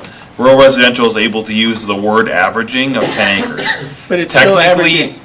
I know, I agree with you. Okay, no big deal. But for Met Council, they say you can't do that because you're not rural residential. You have to use a 2 per 20 acre definition based on the fact that you're emerging suburban edge community. Is it dumb? Yes. Does it work? Yes. So we'll just move on. There you go. That's your answer. Okay. Item 6 is to encourage the use of community wastewater treatment systems, and our A3 answers that we're opposed to doing this. And again, And they've seen this? Yes. Okay. Although it's moved because it's encouraging, so yeah, okay. Yeah. Questions? So, one of the things was to limit it to 25%. And so on our table, so this is on page 158 of our packets, I'm not sure where it is in your stuff, where we have maximum impervious surface coverage. Should we change that to 25% so that, I mean, that's a very easy way to point that we're not building on more than 25%, so therefore 25% is the max we're using? You can. I would just add, it's not that simple. So impervious means, house, driveway, barn, and so on. Not, you think of the developable area of your property, it's also the area that you maintain as a yard, which is impervious. So the short answer, it would be simpler if we reduced it from 30 to 25. So. There's your Councilmember Van Essen, the easiest way to say is take it from 30 to 25, then you've met that goal and boom, you're done. Yeah. Yep. And that would help, and I'm fine with that. 25% is still quite a bit when you're talking about lots this size. So I think that we're not putting any undue restrictions on these properties, and it helps check a box, I think, for my council's. Are there any objections to 25? No. Okay. We had talked about, this came up, actually, I think in the Burnens property, about how do we ensure that the rest of the land that's now an outlot doesn't come through 5 years later and break off into small, break this chunk off, and then comes back and breaks off into a smaller chunk, and then comes back and breaks off into a smaller chunk, little by little. And so we had talked about titled deed restrictions about that. Where would that go in this process? I'm going to look at Amy. I guess the initial thought, like Burnens, the idea of you've got the development. That's their 12 lots, and everything left over is going to be platted as an outlot. Yes. Which typically is not buildable, and we would add the exception for the event center and buildings related to the event center. Yeah. But no residential dwellings. But that process is part of our system already, that outlot is. As an outlot. Yes. Yeah. So we don't have to do anything additional, that has been covered. Not with this project. That would be done as part of the plat. Okay. Do we have to, I guess my point is because for better or worse, we have to jump through some of Met Council's hoops to move this forward. Would it be helpful if we had that spelled out somewhere that we would require any outlot to have a deed restriction on it? Would that make them feel better about what we're doing? I don't think it would matter. Okay. One question I had, John, and with the mayor and the council is, I know that we have the 2/20 rule, so I'm wondering if we have some sort of caveat to be if an outlot is bigger than 20 acres, that would go on maybe? And I don't know the answer for that. The reason why I asked that question is because I know on the Legacy Woods project, there's one lot, and I know that's bigger than 20 acres. And I don't know if it's that big of a deal to put one more house on that lot. Is it really? I don't even know. I don't even know if it'll work, to be honest with you, but I know it was one comment from the Met Council is, what do they do to stop us from just continuing to do the 2/20 rule? It's no different than the 40 acre rule, right? Yep. We track that. Mhm. So, I mean, right now, we've seen that. So I would assume it's the same mechanism, whatever that is. It is. It is until we have staff turnover, Yes. and then that's the only thing we have an issue with is, even the last 5 years, we've had staff turnover, and then somebody forgets about something, and then, now we approve that, and, we didn't know about that, and so then it just gets missed in the shuffle of paperwork. But and somehow people, I would assume we keep, track. do our best. So I guess my question is. I'd rather not. You don't want to formalize that? Deed restrict, no, I don't. I think Okay. that there's. I don't know if we can. I would Okay. look at the attorney for them, because I don't know if we can or not either, so. I'm not sure of the question. It's kind of gone back and forth, what the actual question I guess is. the question is, so let's say we've got a parcel, and it goes through the planning process, can we require a deed restriction that prohibits any further subdivisions? Until sewer and water comes through. Until sewer and water, Right. I would think that would be part of a development agreement that would go on title anyway. Okay. So I don't think it would be a deed restriction, though. Okay. Just be in the title search, is that what it would be at? If, Would it just be a covenant?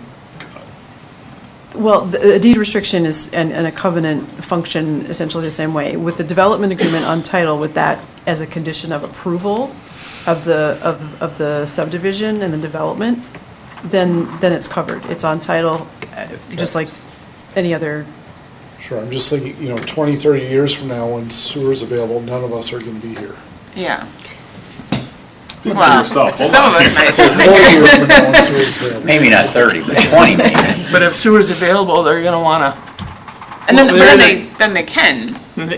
yeah, then they'll wanna split it up anyways, or they might wanna split it up, Yeah. but Yeah. they're not gonna wanna break it in half. Yeah.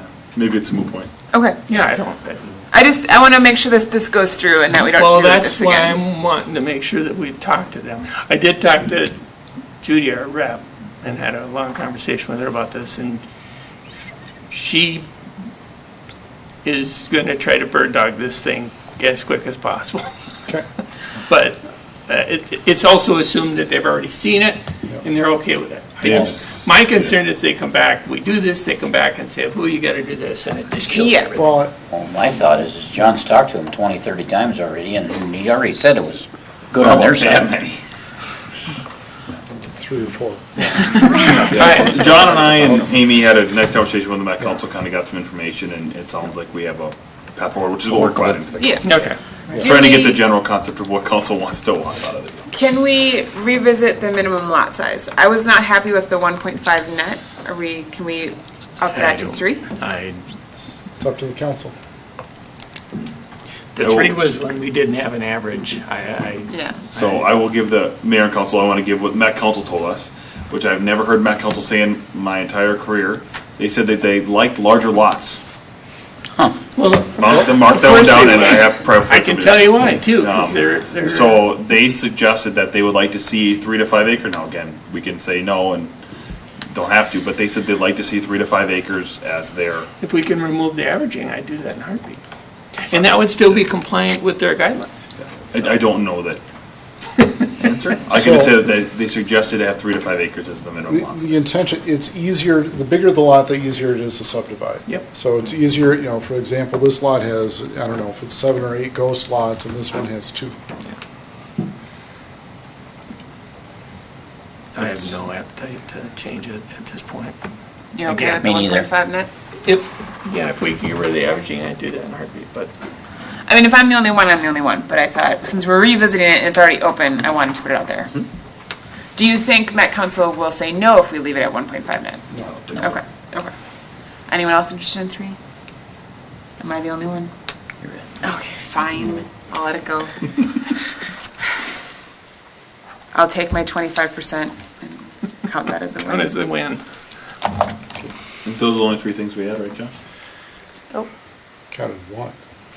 What was the 30%, changing that from To 30 25%. To 25, That's the only change. I believe so. So you got my comment that we're missing the R3 in there. Yeah, We'll combine it with, It's gotta be parking sitting somewhere. standards. Yeah, something. it should be on page 153 and then Yeah. it's not in there. So, I mean, there's nothing, Yes or no? that's a simple fix, right? We'll have to. It's a simple fix, though. Separate item. I'm wondering why on page 156 of our packet that we're talking about the adding language for GMU 4 and 5, are we just fixing something else here, or is that really It's part of it? missing. Yeah. Out of the code? Yeah, so we have 1, 2, and 3, but not 4 and 5. Okay, so those were just missed on the Yeah. original version of it. Okay.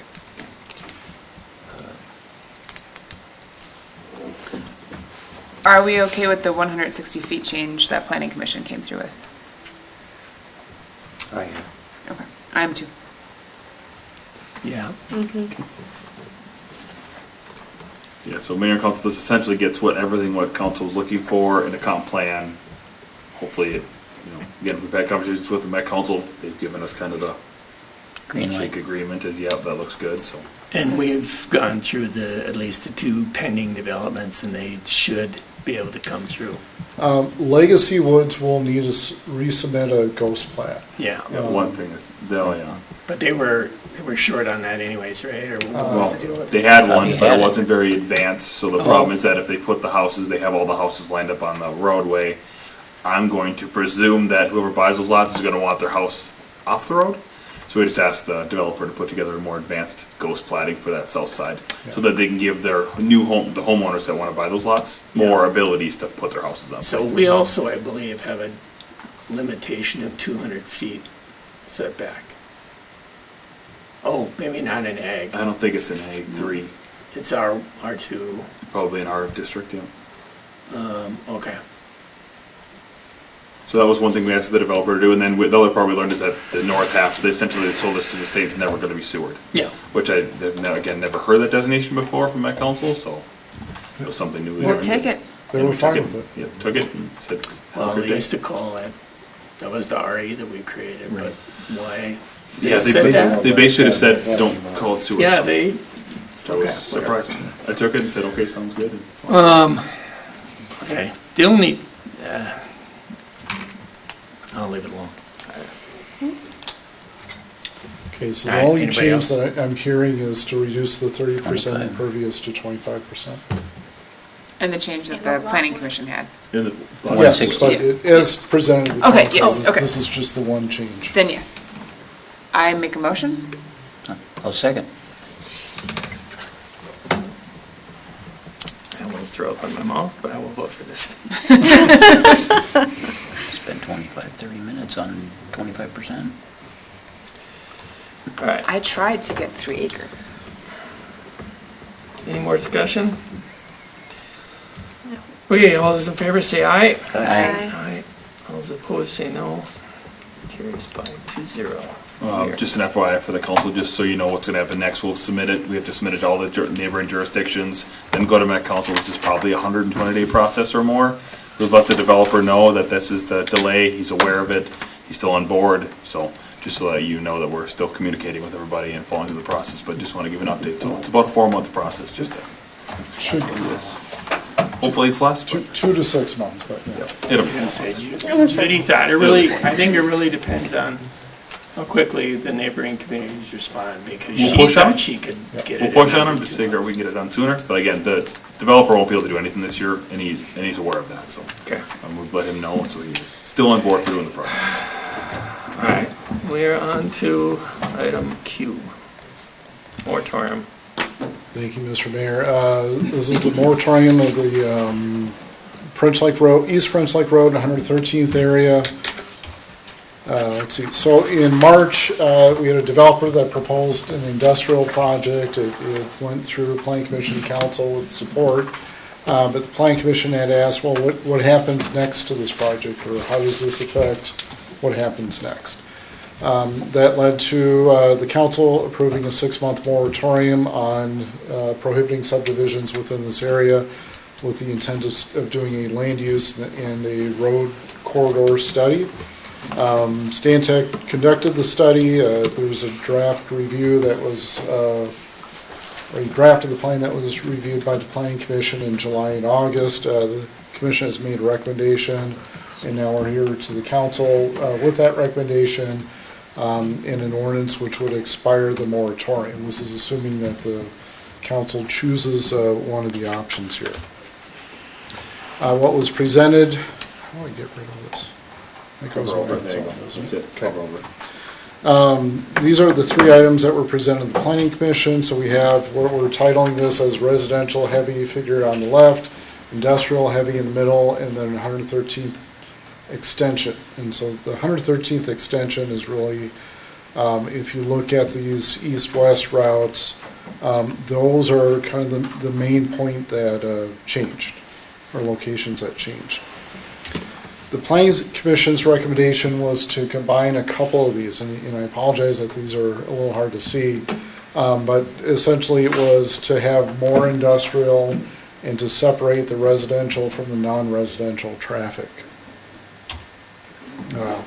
This is the Commission's recommendation. So again, just for organization, for clarity, this is Interstate 94, Dayton Parkway, County Road 81, and 117th. The blue area is industrial. The Stensley property, although it's shown as industrial, really it could be either industrial or residential. We just had to pick a color. The orangish areas are, I'm going to say the deep orange would be single-family residential, and then this would be, I'll just say townhomes. A couple of features with this, just kind of going north to south. East French Lake Road would be reconfigured to go kind of north-south. This provides a 90-degree intersection and a little bit more land available for industrial development. The assumption is that this would be single-family. I know we've heard from one property owner that was opposed to this street, and just again, the city doesn't develop land, landowners develop land. So if a landowner chooses not to develop, it's going to sit until they change their mind. So this is, I think, having those potential layouts in there has been useful to kind of understand what could happen there, but obviously it created some heartburn. And does that always does need to be on a final version of this? I mean, we don't typically lay out neighborhoods when we zone something. It's up to the council, but I'll just say when we started this project, the council asked for a more detailed plan versus a less detailed plan. Yeah, and we did. Yeah. And thank you, Stantec, I guess. But I think in the final version of it, then it doesn't need to be there anymore. We've talked about it. We understand what we're looking at. Just my 2 cents there.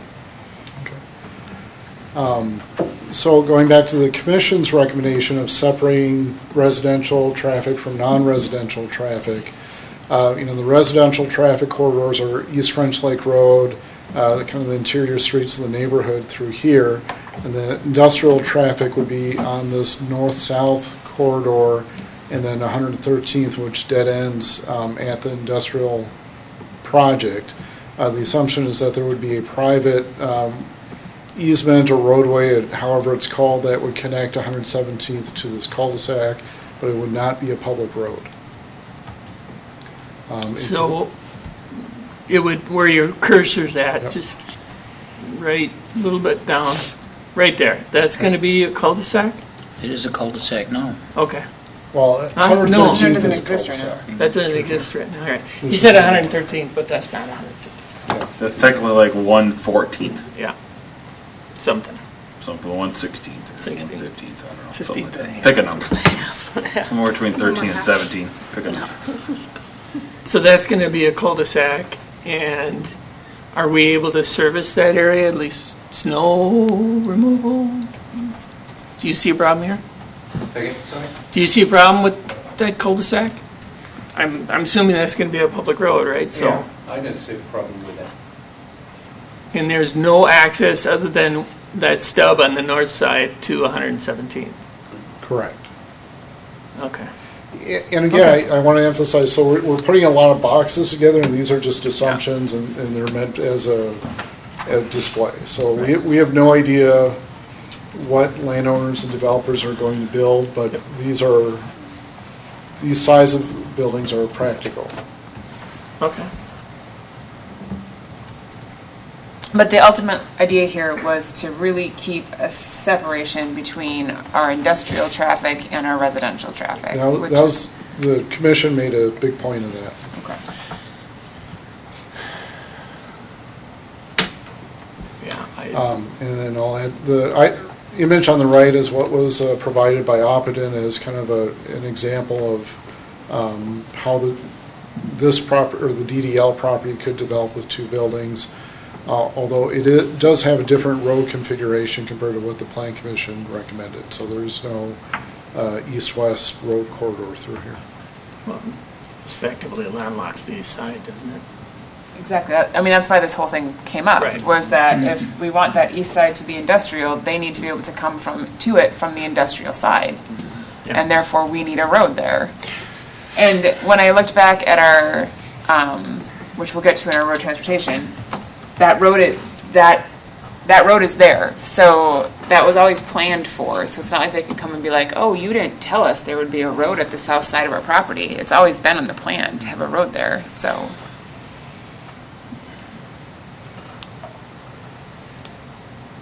I'm happy with the Planning Commission's recommendation.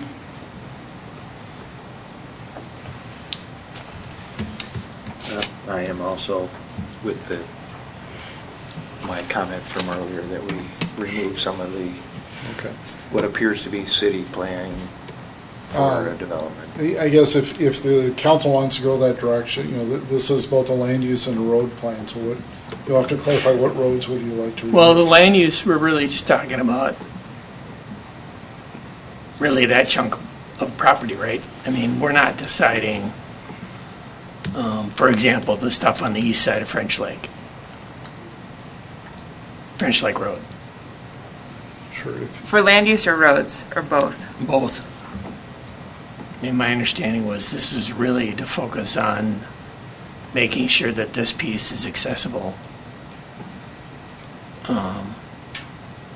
Because clearly, the stuff on the east side there, that's not going to happen for 20-plus years. So I'm not sure why we need to care do about it have right I now. think it landowners cleans that up would the like to the land develop use a now, little bit from what's if they could. in this mess over here. Right, but are we talking about submitting so this will give us guidance as to what we want in this area, but we're not talking about submitting amendments, are we? We are not, Right. and the reason for that is that this is likely to be developed faster than we can get a comprehensive plan amendment approved. Some of this might be. Right. Well, at least, basically the chunk to the north that's between the Parkway and East French Lake Road, and then maybe, the property to the south, the triangle to the south there with the road up against 81. But as far as residential stuff in that area, on the bottom right, I just don't. That could. What's it guided today? Low density. Yeah, so it's, Yeah, this property owner has indicated no desire for development. Yeah, 0. yeah, then I guess, And again, the idea of this map is to provide guidance to developers and landowners of what we'd like to see. What gets built is not going to be what's shown on this plan. And for staff. Yeah, it'll be similar. Mr. Mayor, at some point, could the Abaddon team speak to the two diagrams? yeah, you might as well now.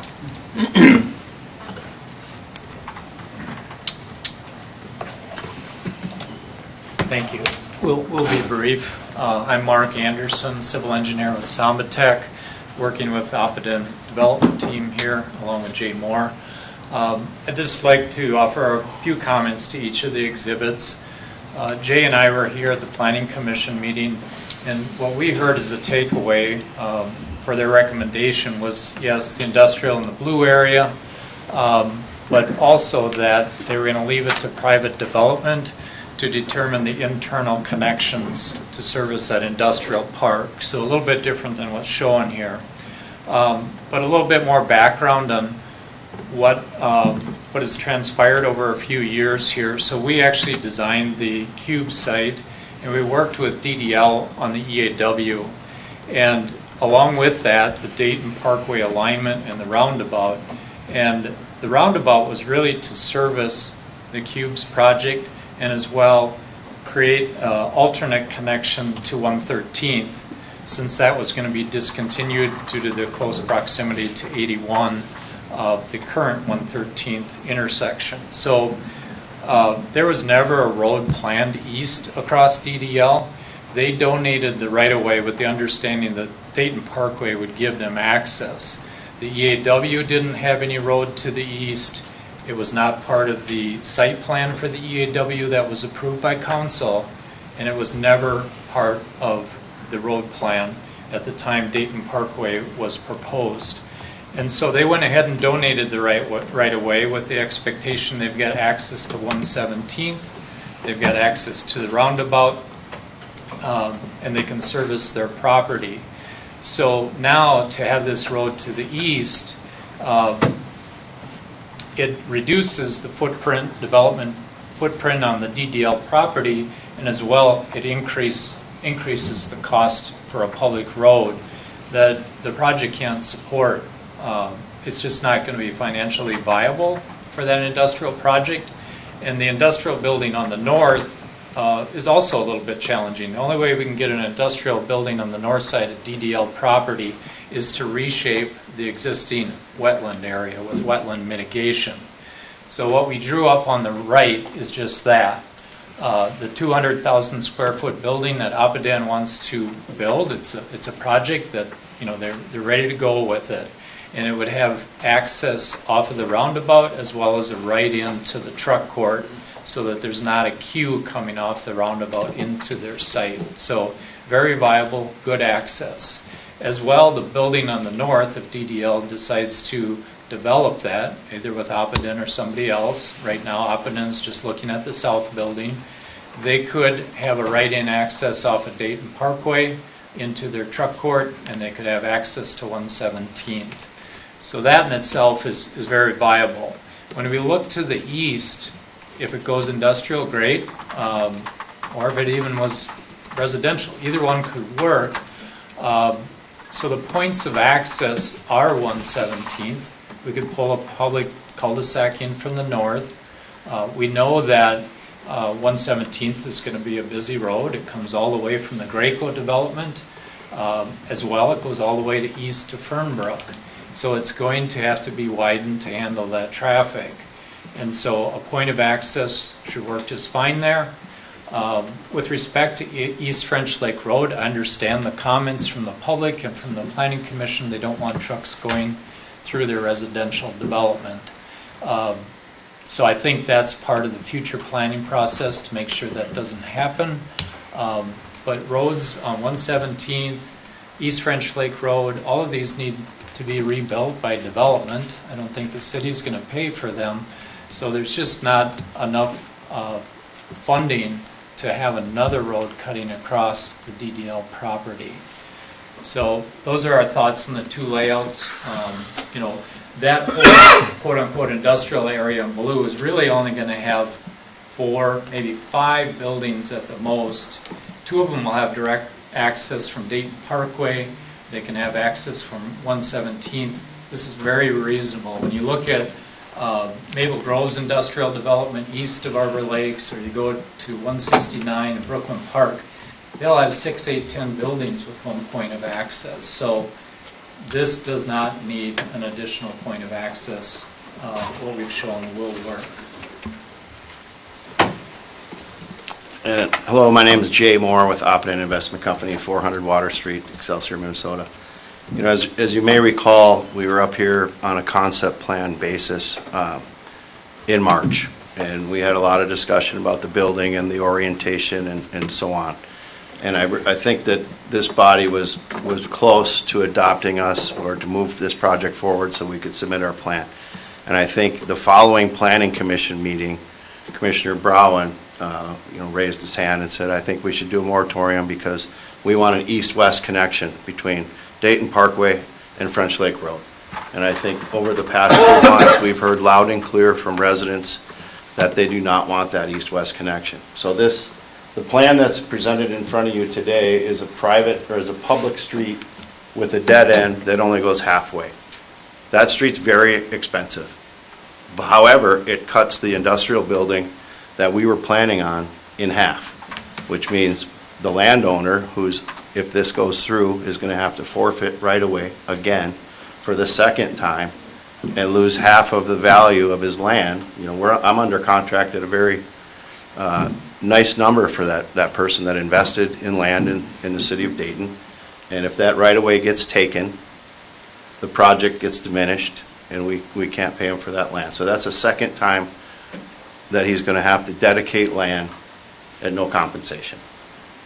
And we feel that we have a project that's ready to go, that can be serviced, as Mark said, and we really don't know what's going to happen on the east. We've contacted some of the landowners on the east. But, you know, this could sit for 20 years, as Mayor Fisher said. There is no timeline. We don't have an overall plan. And I think, you know, Planning Commissioner Browen, when he originally looked at this, thought that there was more land than there actually was. There's not that much extra land for industrial. We're diminishing one building and gaining another 100,000 square feet at a huge cost. And development just can't afford that, to pay for roads like that. It's just, it's too small of a park. There's not that much land. So you're saying that you would provide access off 117th instead of the Parkway to that east side? It's tough to see in that model. I don't know, John, if you have a bigger version or. No, I can see where the stub is. It's just that, The lower building doesn't need 117th at all. right.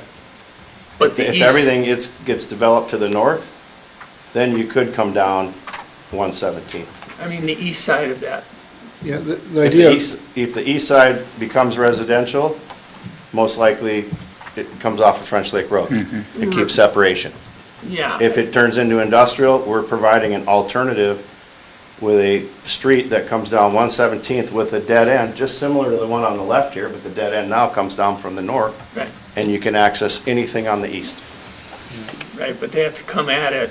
I mean, trucks would have to go up through the Parkway over on 117th to get down back through there. So I think the general idea is, there would be a right in, right out access, anywhere on 107, well, I shouldn't say anywhere, but at a good location on 117th. A The right issue in, is- right out on 117th? That's my thought. The issue is if, Well, now you got, It would have to be It would have to be a full full access. access. Yep. otherwise you'd have trucks going east on Yep. 117. We don't that's want the that. idea of having the south access here, is that all this traffic can come out onto the roundabout. And avoid What's the logic 117th. to the right in, right out only? Right, I'm sorry? What's the logic to the right in, right out only? Is that coming from to keep- engineering or is that coming from John?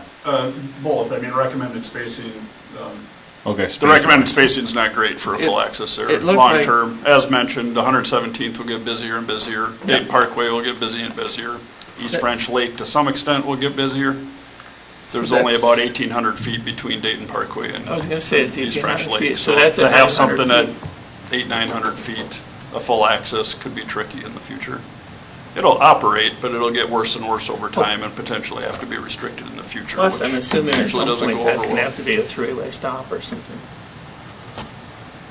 The Parkway and 117 connection, but. Yeah, I imagine 117th is a 3-lane or a 4-lane road at some point.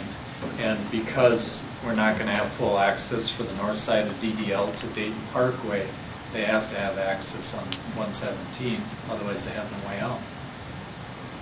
Well. But to the south would be the option. That's what's being discussed. To the south would be a full access.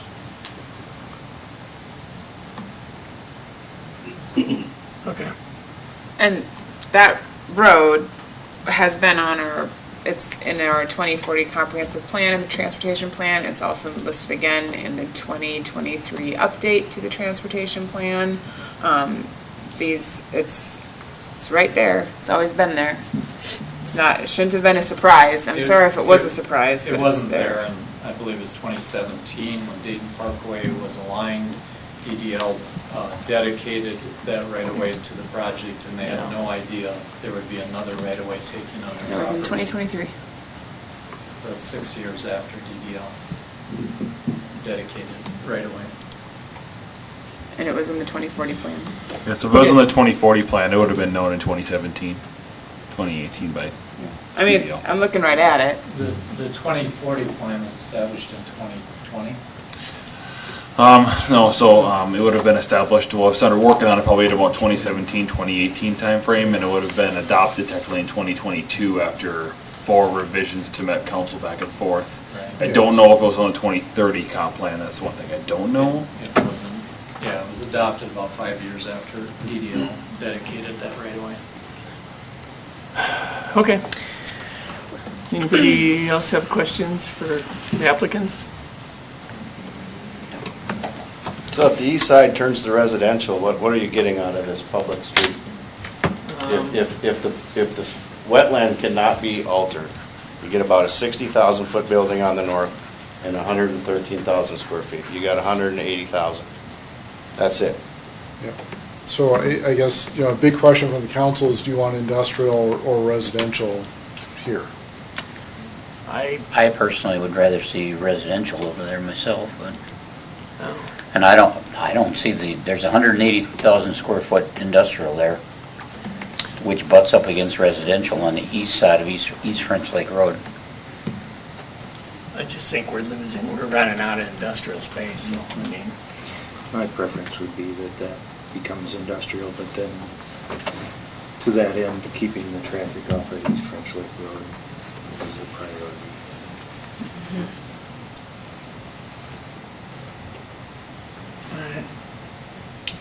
Is there a consensus on the land use? You know, and I'll just note the Stensley property could be either industrial or residential. It can be almost anything, right? But Yeah, I think the flexibility there is needed, because what have we seen, 3 different proposals Yeah, for yeah. that that haven't. So played why quite did well. Planning Commission prefer the industrial heavy to the residential heavy? What was their? Because we're running out of industrial land. Yep.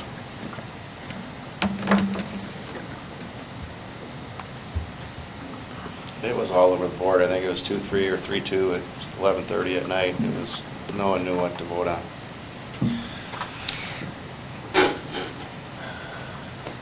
okay, so you're thinking residential then? I'm thinking that you're only gaining, if the Stensley property is industrial, if that's what happens, and you put the north piece, or the northeast piece into a residential, you're gaining what, 50, 60,000 maybe? Yeah, about 50,000 square feet of industrial. I personally think that there's enough, but whatever. It's whatever you can sell, I guess.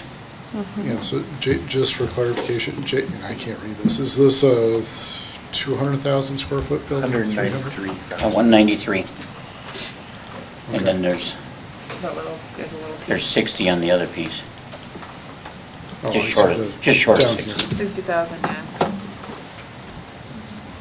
But if that's industrial or if that's residential and you go industrial in the Stensley, you're only gaining 50,000, 60,000.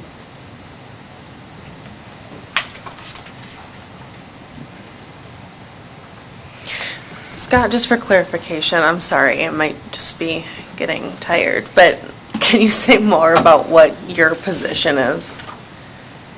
I don't see the benefit of spending that kind of money on that roadway for 60 to 100,000 industrial. I mean, you're giving up, these guys are gonna lose about 85,000. And if you add that into the equation, you're not gaining anything. And I don't know how much that roadway costs, but what is there to gain? Yeah, there just won't be a project to support that road. It just won't happen. And then 5 years later, we decide you don't need a road, we'll look at a different plan.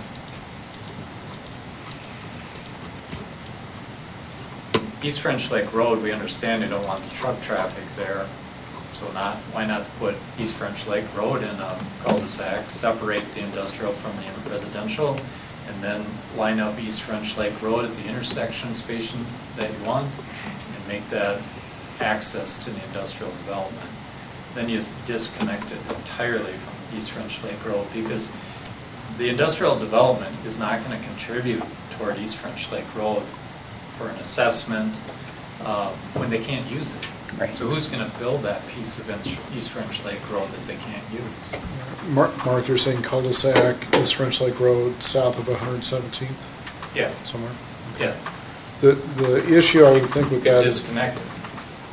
it makes it difficult for public safety to get into this neighborhood if this is this would be the only access is off of 81.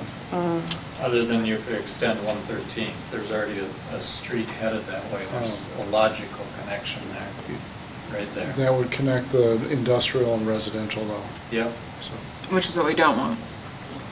Well, the industrial is not going to go 4 miles down Territorial to Maple Grove Parkway through all those. It's literally 4 miles to get to 94, and it's a mile or less to take Dayton Parkway to 94. They're just not going to do it.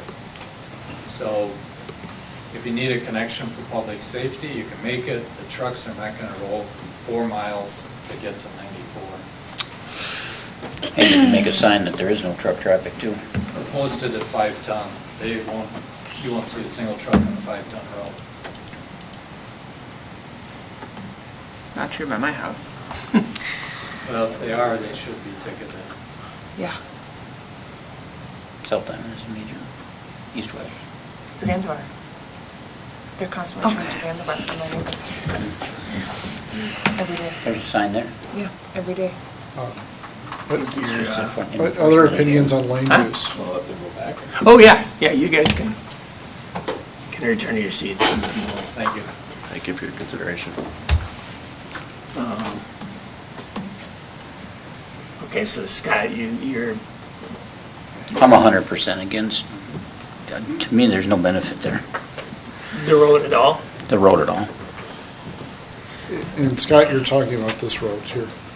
Correct. So is it safe to say then you're leaning more towards like a different figure, or if this is the one, like I'm trying to understand what your position is, Scott, and again, I'm really sorry, maybe it's just getting late, but I'm just trying to understand what you're saying. There's that piece being residential, what is that? The piece to the east, we don't know what it's going to be. Right. Number Well, one. I really, it really can't. No. If you're really coming off 117, you've just ruled out industrial, I think. Yeah. Yeah. I'm perfectly fine with no more industrial myself, but that's me. I could see apartment buildings in there more than anything. So you're leaning towards that residential heavy figure, because there is that, yep, that one. Yeah, except without the road. Without the road. Without the road without coming the up the road. middle. Yeah. And without the commercial. No, I think he's saying that he's okay with the one parcel of commercial, but not the other one, right? No, the industrial. Or industrial. Industrial. What am I talking about? Commercial there, I don't know that it makes any That sense. purple. No, so you're that saying- purple's, that's, who knows if it's commercial or not. Yeah. Let's use directions. What's that I west? mean- So the west parcel, you're saying industrial. The right, yes, the one that you're circling, John, that one residential. Residential. And then the road in the middle doesn't exist. Doesn't exist. And it's just the one access onto Dayton Parkway through the Right little at- roundabout. Right at the roundabout. Yep, that's already there. And But then, do we have, so the connection where your cursor is now, that connection doesn't exist currently? No. Do we want to add that? It's, Well, we don't even, can we even get another, access on, that'd be on the 81 right there, right? We don't even know we can have one. Restricted. I was like, can we do Yeah, that We're onto? fairly confident of a restricted. We won't know until we get it. Okay. A right in, right out. So that was one of the problems with that parcel, is that going on to 81 was an issue, and so I I'm mean, that just would wondering, help, is that that would even a help the viable Stensley option? property be industrial. yeah, but that's kind of a So they'd have different to go. issue, but yeah, Yeah. And then But we're deciding the road plan ultimately, and the land use and road plan. well, I don't think anybody's going to argue about that south going road. I think that one makes sense. I don't hear any opposition to that. And it will make, mean, it where you doesn't- know the Stensley we've had 3 or, Yeah. You're talking off 113th Avenue extending south Yeah. to connect to 81. Yeah, that one would likely be a right in, right out, if anything at all from the county. That's Jason and I have worked with the county multiple times to see what we could get there. We've argued about a 3-way, getting, what was it, a right in? Left-ins. And left ins. Three-quarter access. Three-quarter Left-in. access, not a full access, and they've said no to 3-quarter access about 6 times. We can ask a 7th, and maybe they'll change their mind. but I mean, even just Right adding. in, right out would be what you get there. Even just adding the access to the north opens that property up. Talking about the one that we're working on trying to get right now currently. The Stinson property. For Oh, yes. industrial, if it's Even if you residential, don't get 81 they can connected go there. with the other way. if this develops residential, it's likely access would come off of territorial. Right. If it's industrial, then it would come off of this new We street. try to work it off 113. And Just again, saying. that doesn't give you that much, I mean, why would you just not go to the Parkway and get onto the freeway right there? You're adding another piece of road for what? Onto the Parkway, how? What? Which road are you talking about? Yeah. That, this road right here coming across and going north and south, right across through 113th. Scott, can you point to the? Yeah, I can't see. I can see Which it. figure, which figure are you working on? Yeah, which one are you looking at? This road right here. Right. Yeah. What's I the mean, why downside? not just come out of all of this and go this way? Well, That's no. what I think that's what we put the Parkway there for. No, that's not the issue is the Stinsley property, I think. Well, I don't know We've if been, it's I mean, not. I mean, currently, they have no, there's no plan to do anything well, with but it. every plan is shot down because they only have access to territorial. So I think, if I could, I think there's an agreement on this leg. Well, I don't know. I mean, I think you got 4 on that leg. We don't need 100%. If you get something on the Stensley property, yeah, then go for it. Okay. Can I mean, that's the most Can I share a logical. little bit on the Please. a couple of these things? Just one on the Stensley property, so we have 3 accesses showing. I'll say, the one to Territorial to the south, which would be connected by a roundabout on Territorial Road. The one to 81, which is the short stub, which would be a right-in, right-out at best. And then the one to the north, and I'll just call it 213th, expecting to go further to the north. So 3 access points, whatever ends up going in there, we're gonna want 2 for emergency services, 2 connections. So which 2 those are is probably dependent on the land use. So if something goes in there with heavy truck traffic, we're not gonna wanna send them in a small roundabout at an intersection just off of 81 and Territorial. So we'd want to utilize the 113th north as the primary and then the right in, right out as the secondary. If it ends up being residential with a high passenger vehicle count and very few trucks, we probably don't want to send residents through a business park to go up through there. So we would utilize the Territorial and have the right in, right out on 81, and we'd probably forego the other one. I would recommend showing all 3 and then letting the land use determine it. It's going to be a whole lot easier to take one of the 3 out than it would be to add one in if we don't have it. So that's how I would address that part. Okay. The other part I just want to mention, just based on Councilman Solonic's comment, of the stub road, what's the benefit? Because you referred to that area, I assume that between East French, Dayton Parkway, and 117th. Should all use Dayton Parkway. I agree wholeheartedly, but without that road, they can't really get there. Because they have a right in, right out between the roundabout and 117th is a right in, right out only. That's what's out there today. And as I mentioned, as much as it seems great to have a full access to 117th between Dayton Parkway and East French Lake Road, long-term, I don't think that spacing's gonna work. If anything, there'll never be a control on there because it's way too close to control at those other 2 intersections. So that will probably, if not immediately, will be restricted at some date in the future. So to answer your question, for that roadway, that actually is the single service, which was mentioned previously, that you can build all of these buildings with a single access. Well, that's basically it. I mean, you have some right-in, right-outs for alternatives or emergency, but that's your primary access for that whole area. That is, you're correct, if that's industrial. That's right. It does change if it's residential. Right. No, you're absolutely right. One thing, and I'm out of my wheelhouse on it, but I'll just say it because I haven't heard it yet. Might be strange to put residential right up to industrial without anything. Well, my industrial for would you guys to be multi. And I don't think you're gonna have single families right next to all that industrial, but I wouldn't buy it, but somebody might. That would be your apartments or. Yeah, That would be yeah. apartment. Yeah, high-density residential would High-density. be.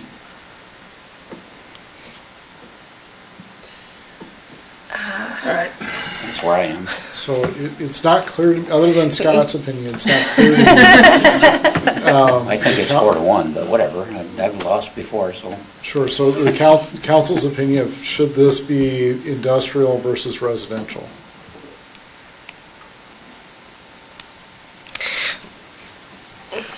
I guess I've already said I think it should be industrial.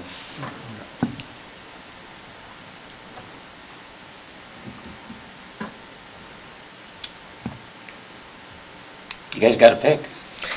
Come on, get it on. Whatever you decide today might change 5 years from now, so. But the roads, what we decide kind of dictates the roads. Yep. Because if we decide residential, then we don't need that the road. But if we decide industrial, then we do need the road. Yeah. And that kills that project. So, like, we do need to decide, and we do need to decide, and it is important. And I guess my gut instinct is I also don't think we need more industrial, but I'm hearing a lot of people say we do. So why do we need more industrial? Why? I think because we're basically in, at least in this, where we want industrial, we're running out of land. But If you could do we build the whole care? city. Well, if we don't, then we don't. I mean, if you guys don't think we need more industrial, that's fine.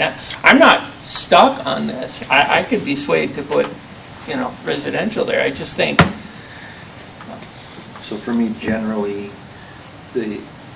I feel that we need a better balance between industrial, commercial, and residential in Dayton, because it gives us a stronger tax base that ultimately puts less pressure on the residential areas to support the city's needs. Okay. So you feel that we need more industrial for that reason? Okay. we could end up on north of 117 doing stuff up there too, but I think right now we have no clue what's going to happen. Well, that's also next to a lake, and I feel like that makes more Exactly. sense for residential than industrial. I mean, it's a lake. Plus, we all will be dead before that happens. What are you thinking? Me? Yeah. I mean, my gut, I don't love seeing industrial everywhere. That's not what I like to see in my city, but. Well, you're going to see apartments then. Well, I don't really mind apartments. People need a place to live. So like, and we need apartments. So we need high density somewhere in the city. And so like, I would be okay with it as high density. We do need high density somewhere. That's a logical place for it. So I'd be okay with it as high density. But from a tax base perspective, if we need to make sure we have enough to have a more diversified tax base, then yes, we are running out of, and I do not want to see a bunch of industrial around a lake. Like, that's not an appropriate place in my mind to put it. Can I ask another question? You can always ask. I know, sorry, it's just trying to be polite. Why? I don't know. It's the real, no, just kidding. It's all business. You're right, it is. The more industrial we have, okay, I gotta say this out loud. So I'm thinking about fiscal disparities, right? Like, we end up paying a bunch of money in because we have less residential than other communities, and we have more industrial and all of that, and so we're paying more money into the pot because of that. And so in my mind, we need all of the tax for, all the different kinds of, like, tax base, but, like, if we continue to shove more and more industrial, we're just going to end up paying more and more for fiscal disparities, right? Because we have less residential than other communities, and it's like that whole. I don't think. I don't know if it's a 1-to-1 ratio, but you are No, it's not correct. But I perfect. mean, so if you look at the two communities around us that I try to compare us to, Rogers and Champlin. Rogers has more industrial than they do residential, so they pay a ton of money into fiscal disparity, so they lose a bunch of tax capacity. Champlin is the exact opposite. They don't have very much industrial or commercial comparative to their residential base, so they get a ton of money from fiscal disparity. So one question I don't know the answer to is, if we make that industrial, what does that do to our fiscal disparities number versus if we make it residential? I don't know what that exact number is going to be, but to your point, Councilmember Anderson, is that that's exactly what it's going to do. Is if you have residential there, it's going to give us more money back. If you have industrial, it means we're going to pay more money in. Is that? But it might not be a 1-to-1 ratio. Tipping point, but I'm No. just thinking that as we start to like. But decide also what we industrial want pays more taxes to begin with. Correct. They pay 2% of taxes versus the residential pays 1% of taxes. So Which is why that differential is there in the Which is first why- place. yes. Because the state is trying to level the playing field. yeah, so that's why it's. Is it a 1-to-1 You saying you ratio? wanted residential there? Is that what kind of you're getting at? I mean, I don't know. If you get residential there, it's going to be apartment buildings. Correct, and I think there is a need for that, right? Like, there's a need to have all of like the diversity in housing types and prices and all of that kind of stuff. It doesn't matter to me. I mean, I don't mean to be like it doesn't matter, but like, I could be persuaded either way. Like, Okay. I have another strong stance. If I could just provide an opinion, there's Yes, lots, please. Dayton's a large city, there's a lot of land available for residential. The industrial really belongs closer to the 94. Correct, and clustered. I was also fine with the planning commission's recommendation, personally. So, Okay, I'm going back on industrial. It's by the highway. That's where it should be. it's right there, if it's, it's gonna be somewhere, it should be there. It should be there. It should be anywhere else. I was just putting in my, do we want Yeah, more industrial, yeah. just putting in my 2 cents? Yeah. So are you saying that you're okay with the planning commission's recommendation or a variation of that? I mean, the only way we're getting industrial there is to have that other road, is to have that, I mean, that's it. So if we Well- want it industrial, then we have to have that road.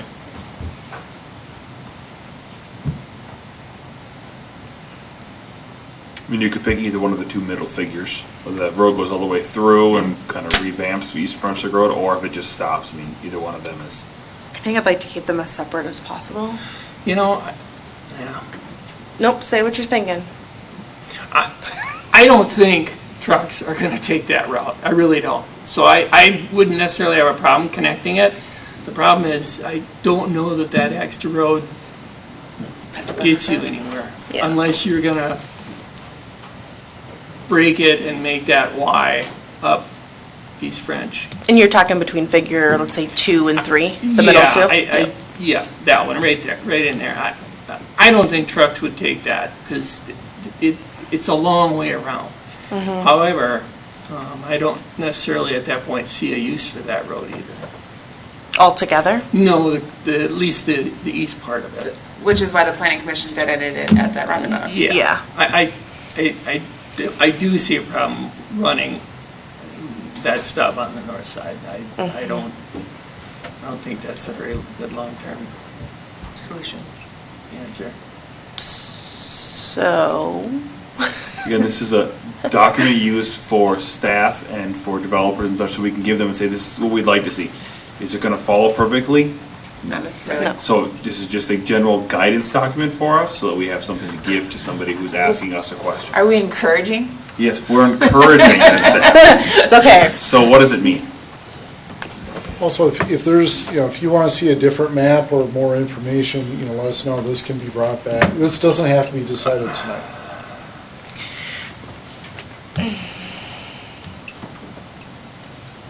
But would we like to end the moratorium? Do we need to? No, When is it? October. October.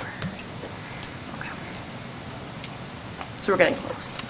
But what other decision, what else? I don't need more information. Okay. What other information would we have that would You're- change your opinion? You're Back to keeping the industrial and keeping that stub, Yeah. or that, So planning the commission. planning commission's Planning recommendation. that's where you're at? That's where Me too. you're at? Mhm. Okay, well, there's your 3. I think I'm, yeah. So we're changing but what we're actually talking about though is the land use.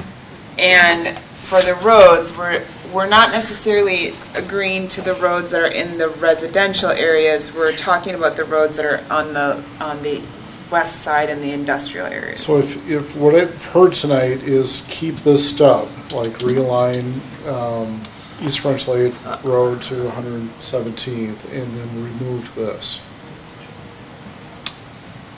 Is that correct? Yeah. I I don't, mean, when that develops, it'll do what it needs to do to get houses there, right? yeah, Yeah. as far as removing that stuff, I'd be fine with that. It's just that first part, the connection to 117, that does help straighten it out, but unless we have a plan for, And it's hard to see on here, it's kind of, Yeah. I'll say, go strong. There's wetlands, right, I don't Long know, term. how much straighter we can make it anyway, so we could put it there, again, it's just a line, I don't know that it's gonna matter much. It's a guideline. Okay. Encourage that. We're encouraged. Encouraging. Yes. Okay. So land use, and then the road off of, the little stub off of Dayton Parkway, and the part coming south. I would That's say what- it's the far left T, or the Yes, west T. yeah. That's what we're like wanting to show to people, and to Dave's point, we're not necessarily gonna show the roads through the residential areas yet, because that will depend on how they get subdivided and, you know. It will, yeah, it will be different, but I mean, Yeah. the idea is to show that where the connections could be. Yeah. Yeah. The thing is, like Dave said, is whenever we do something like this, we get Panics panicked. people. Yeah, I mean, when we were looking at rerouting Fernbrook, that generated all kinds of fun, so, yeah. Well, It's just a guideline. It's part of the plan. And then, you know, the other stuff, I don't know that we even had. So again, for clarity, what the council's suggestion, you know, keeping the coloring and then removing the streets through the residential? That's my suggestion. Yeah, I would suggest that, because all the streets, every development does their own thing. They may have different ideas of what needs to be done there. But then keeping the road through the industrial area? Yes, yes. Because realistically, that's gonna happen sooner anyway. Right? Realistically? Would you want to, oh, sorry, would you want to keep the little one on the bottom to allow, well, no, because that's going to be industrial too, right? This, Well, that's the Could be. revamp for the That's reconnection maybe. when we redo Territorial Road. yes. Oh, yeah, so that will be That's there. automatically. Okay, automatic. Just making sure we're not leaving off everything to the east, like, okay, I'm good. All right, so what exactly do you need from us at this point? I make a motion for what I just said. Beautiful. Do I need to say it again? Okay. What you're motioning is the adopting of the ordinance to expire the moratorium. Are you Yes. guys good with that? And yes, and then this is our new guideline. And then this is your new guideline document, Yes. yes. That's what I'm motioning. With the Okay. changes you guys made, just the West T essentially. Need a second? I'll second it. Nope, Any not, more- I'm not fast enough, it's Any more okay. discussion? Those in favor say aye, huh? Well, my only question around this is, okay, so we're guiding this way, and, you know, I'm not completely deaf in hearing your concerns about the cost of this road. So are there things we can explore to mitigate the impact of this? So Doesn't- tax increment financing would be an option. It would be a small tip, right? I mean, it wouldn't. So we could look at some ways to reduce the impact to the project that's been on the table. I understand you're still losing the space, but I think that road's got to be there to make the property to the east viable for industrial, so. I'd be open to We could look at some other options, yeah. Yeah. So okay, I think we should do that. Okay, any more discussion? All those in favor say aye. Aye. All those opposed say no. No? Okay. Told you it was 4-1, 21 minutes ago. 4-1. Well, you know, we do have to, you don't want to be here, you can. I'm clicking the button, you're clicking the button. All right, R. All right. Mayor, members of council, I'll try to make this as quick as possible. That I know would be this is glorious. this is another item of lots of discussion, so this is the transportation discussion that I've mentioned, I think to every one of you so far, just to kind of have, wrap around the conversation, is that in the 2030 comp plan and the initial 2040 comp plan, there was a future roadway configuration with Fernbrook and 129th and Dayton Parkway and Zanzibar for the X pattern. I tried to go back and figure out where the heck this X pattern came from. It was on the 2030 comp plan. I think it came from some sort of study. Did you find it, Jason? I don't know a lot of the detail, but it was a Hennepin County-led regional study that was done Yep. a lot of years ago. I don't remember. And SRF was. We tried to get it, like I said, I tried to go back and appreciate the help, Jason, because I couldn't find it. I went back and forth and couldn't find anything, so essentially that's what I got too. This is a regional At the time, document. I think the county wanted more east-west accesses. That's what I understood it to be, more of a south and east motion and then a north and west motion for traffic to get down to the 494, 694 loop. In 2023, the council approved a comprehensive plan amendment to change that future transportation plan and leave it Fernbrook alone and connect Zanzibar to Dayton Parkway, which makes more of an H pattern. and shown in the paperwork, and I think I showed this in the council packet as well. These are the same exact documents and alignments and figures that you saw in 2023 if you're on the council. I know Councilmember Van Asten and Henderson, you were not on the council, but these were the figures that were shown. Not everything on there we understand is going to be perfect, but again, just a general aspect of things. I will come back to that if you need more maps to look at. What I need for the council is more direction needed and discussion to happen. So I mentioned the staff report, there was a Mississippi River Crossing Coalition that would like to start. And we are at the main focus of that coalition because we are where the crossing would happen. I don't want to use the other word that starts with the B that we talked about, so it's going to be crossing from now on. It's a ferry. We're going to put a ferry Ferry is in. great. This transportation plan needs to be nailed down so I can have those conversations and start, due to all the traffic being routed through Dayton, if there ever were crossing. That traffic would run down Zanzibar, obviously, but then would connect to a through street, or it needs to connect to a through street. Currently, it's not. So, does it connect to Dayton Parkway? Does it connect to Fernbrook? That's the answer. I also want to make sure that everyone hears this come out of my mouth, is that we had a conversation with MnDOT on the timing of this crossing, if it were to happen. For the conversation with MnDOT is that the earliest would be 15 years from today if we were to start. So we are a minimum of 15 years away from having any sort of crossing, period. So everyone can not worry too much about that, but we're not pursuing it at this time, so that means we're more than 15 years old. Well, it's on I-90, it's on their docket. It's on the coalition docket. That, again, And they that's have a- 15 years out, we're talking, and Well, we haven't started anything That's yet. assuming that MnDOT knows what they're talking about. I'm willing to bet if somebody waived a big $300 million You have to be check more than in front that. of them. The last number I heard was, it was closer to eight figures. Really? Yep, That's not what, okay. 8 figures or so. So a lot of Not coming numbers. from our budget. Eight or 9 figures or more, yep. City staff, specifically myself, I need direction on what alignment the council would like to pursue regionally. I know that the X pattern is what is being pushed for. Locally, I need to know what we want for the configuration. Push forward by who?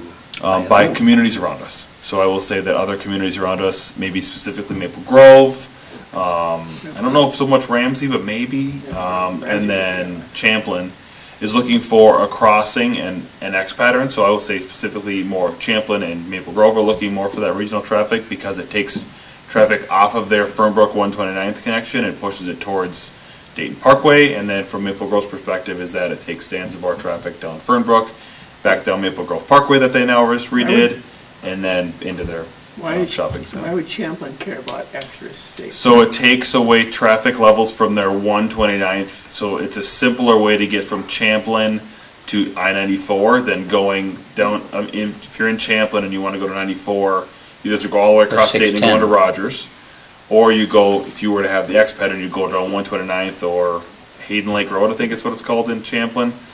It's got 4 different names. Hayden Lake Road, then it goes down Hayden Lake Road to 129th Avenue, and then you shoot down to 94. But, I mean, at the time, our planning commission, I think, was unanimous to get rid of it, because, So this is the current alignment overlaid on our land use map. Now, it's been discussed as well about how the land use map does not align with our current transportation plan. It currently aligns with more with our their configuration, but I will go back to the 2 maps so you can discuss them if you'd like. What I need from tonight from the council, I need good direction that I can bring back to the coalition, or I wouldn't say the coalition, because it's not a coalition, the group of city administrators that I have been kind of dealing with, to make sure I can give them, here's what we're going forward with from the city council of Dayton. So this is kind of the solidified in the sand. We also have to know that the X pattern is only going to be viable for so many more land uses and land sales. Right now, we are probably at the last bit of that currently. If the property that is... Even now, it has to move from what's shown. Yes, it has to move north from where it's shown currently. You have to go to 117th Avenue. It would be a sharper turn in the road. Could you make it another leg off of the roundabout that would be put on 117th? That's a possibility. If we were to not do that and continue with the current alignment, which we did in 2023, and that property were to develop, the X pattern is gone. It's done. Is done. It's not done completely, but it's done mostly unless the council decides differently. So that's what I need direction from the council. So I'm here to answer any questions and stand for any questions you may have. I think we think we answered spent this one. what felt like a half a lifetime talking about the X already. Yep. We made the comp plan amendment We did. to this. I don't feel like going back. Okay. As someone who wasn't part of the 20-year discussion, can you give me the Cliff Notes version of why you dropped the X to go to the H? My thoughts were because the whole point of, I mean, the H was what we were looking at 10, 15 years ago. Especially when the original interchange was supposed to be on Brockton, or at least it was thought to be on Brockton. Because this gives a bridge an outlet, and that's 94. Maple Grove's hangup is they don't want it on 94. Correct. They don't want it on 94. The X also throws a monkey wrench into development in the whole area. You got, whenever you have wonky roads, you have issues. So, this X was really made to satisfy people outside Dayton. Okay. Hence the comment I made regionally. The X pattern is being pushed for locally, is what I want to know. So Wasn't the X more impact to landowners as well, because it cut through parcels, and there's something Yeah, it around was- there too that cut? Implementation was- most certainly was wonky. difficult. Yeah, implementation is always more difficult if you go this way versus if you Right, go and north it and south, cut yes. through a bunch of different properties and really affected. Two of those legs at diagonal. Yeah. There would be all So the comment I had made to Zach when he and I had discussed this was that if we're doing, to me, it's about who's paying for it. If the neighboring communities want the X so bad, then the neighboring communities can pay for all these roads, which is fine. But like that's what I'm saying. And so if we come to them and say this is what it is, and they're like, oh, but we don't like it, cry, cry. Then we're like, okay, well here's your checkbook, write us a check, and then we'll revisit the X pattern. But they're not going to want to pay for it. So then who cares what they have to say? Like if they're not going to chip in, then their opinion doesn't matter to me. So that's where I stand on that one. And if the H makes more sense for our community based on a lot of work that you all did previously, then do the one that makes more sense for our community. If we're the ones who have to pay the bills. And it would be changing it again, because the H is what's in our half. I should note though, the website still calls it the proposed. Yeah, it needs to be updated. We haven't updated it, and the reason why we haven't updated in the last 6 months is because we're moving to a new website, and so we're trying to update the new website so that's right. Oh, just to get everything. There's more than one thing on our current website that's incorrect, and it's because we're working on the new website at the current moment. Okay. It should be live by end of September. Okay. Don't vote. I think also the goal ultimately was to get another north-south route through Dayton. If you look at the X, it's, it's a more convoluted. You're putting another intersection in there that disrupts that road. Now, having said that, my goal is not to create a flyover from Highway 10 to I-94 for everybody else to use, and nobody in Dayton gets a benefit from it. That's So my there's concern. a lot of other, but that is sort of, the X is sort of, or not, is sort of immaterial to that conversation with the Parkway ultimately does for us. But I think the straighter route is cleaner. And I think it ultimately serves the needs for us better. So then another question I have is, in this plan, it talked about Fernbrook going to a 3 or 4 lane road. I mean, that's what you guys had in that 2023. And we've had some developments along there. Have we done anything to get right of way to make sure we can expand it to a 3 or 4 lane road as planned? Fernbrook? Yeah. We wouldn't be. Go ahead. It's county, but yes, It's it's county. right away is being acquired as Okay. these develop to Okay. it. For that exact reason. Yeah. So, because it is the plan. Okay. I mean, then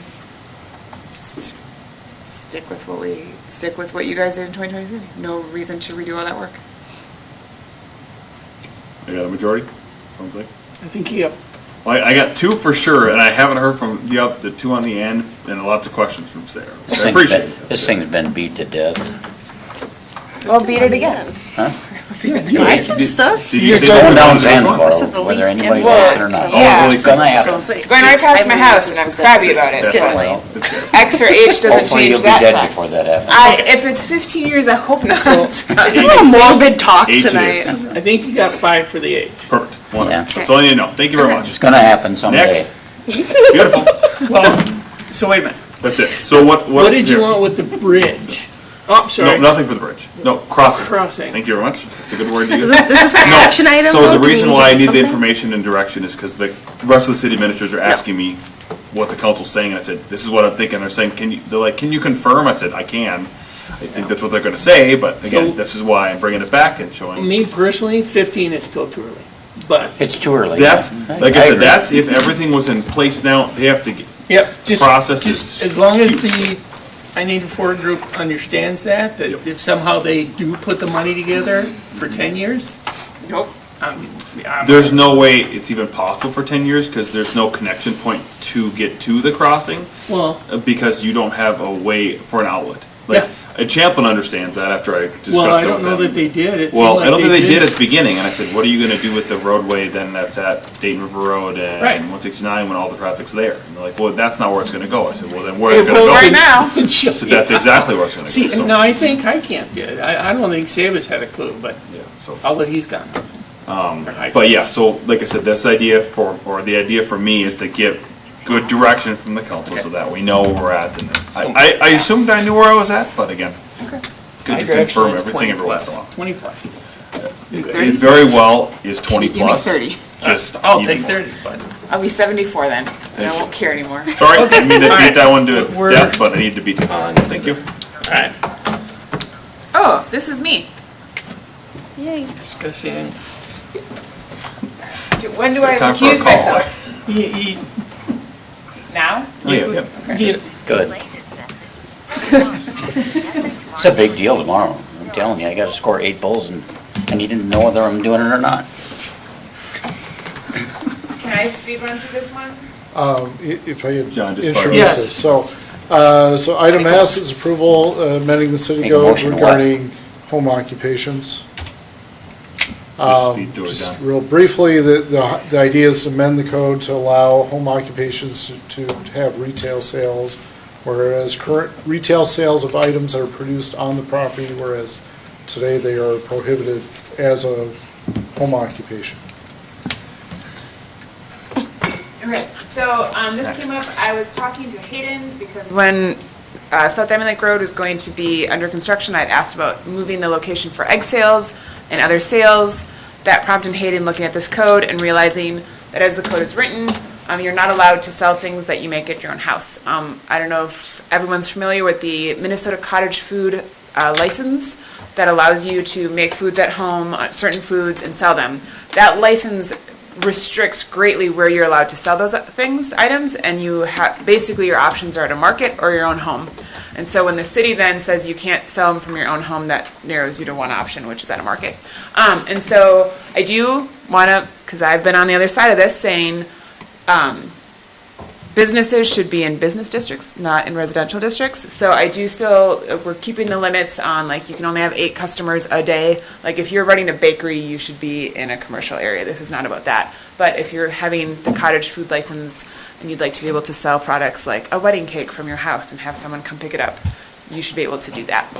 So that was why we put this request through, because I am going to be immediately selling things from my property the moment this goes through.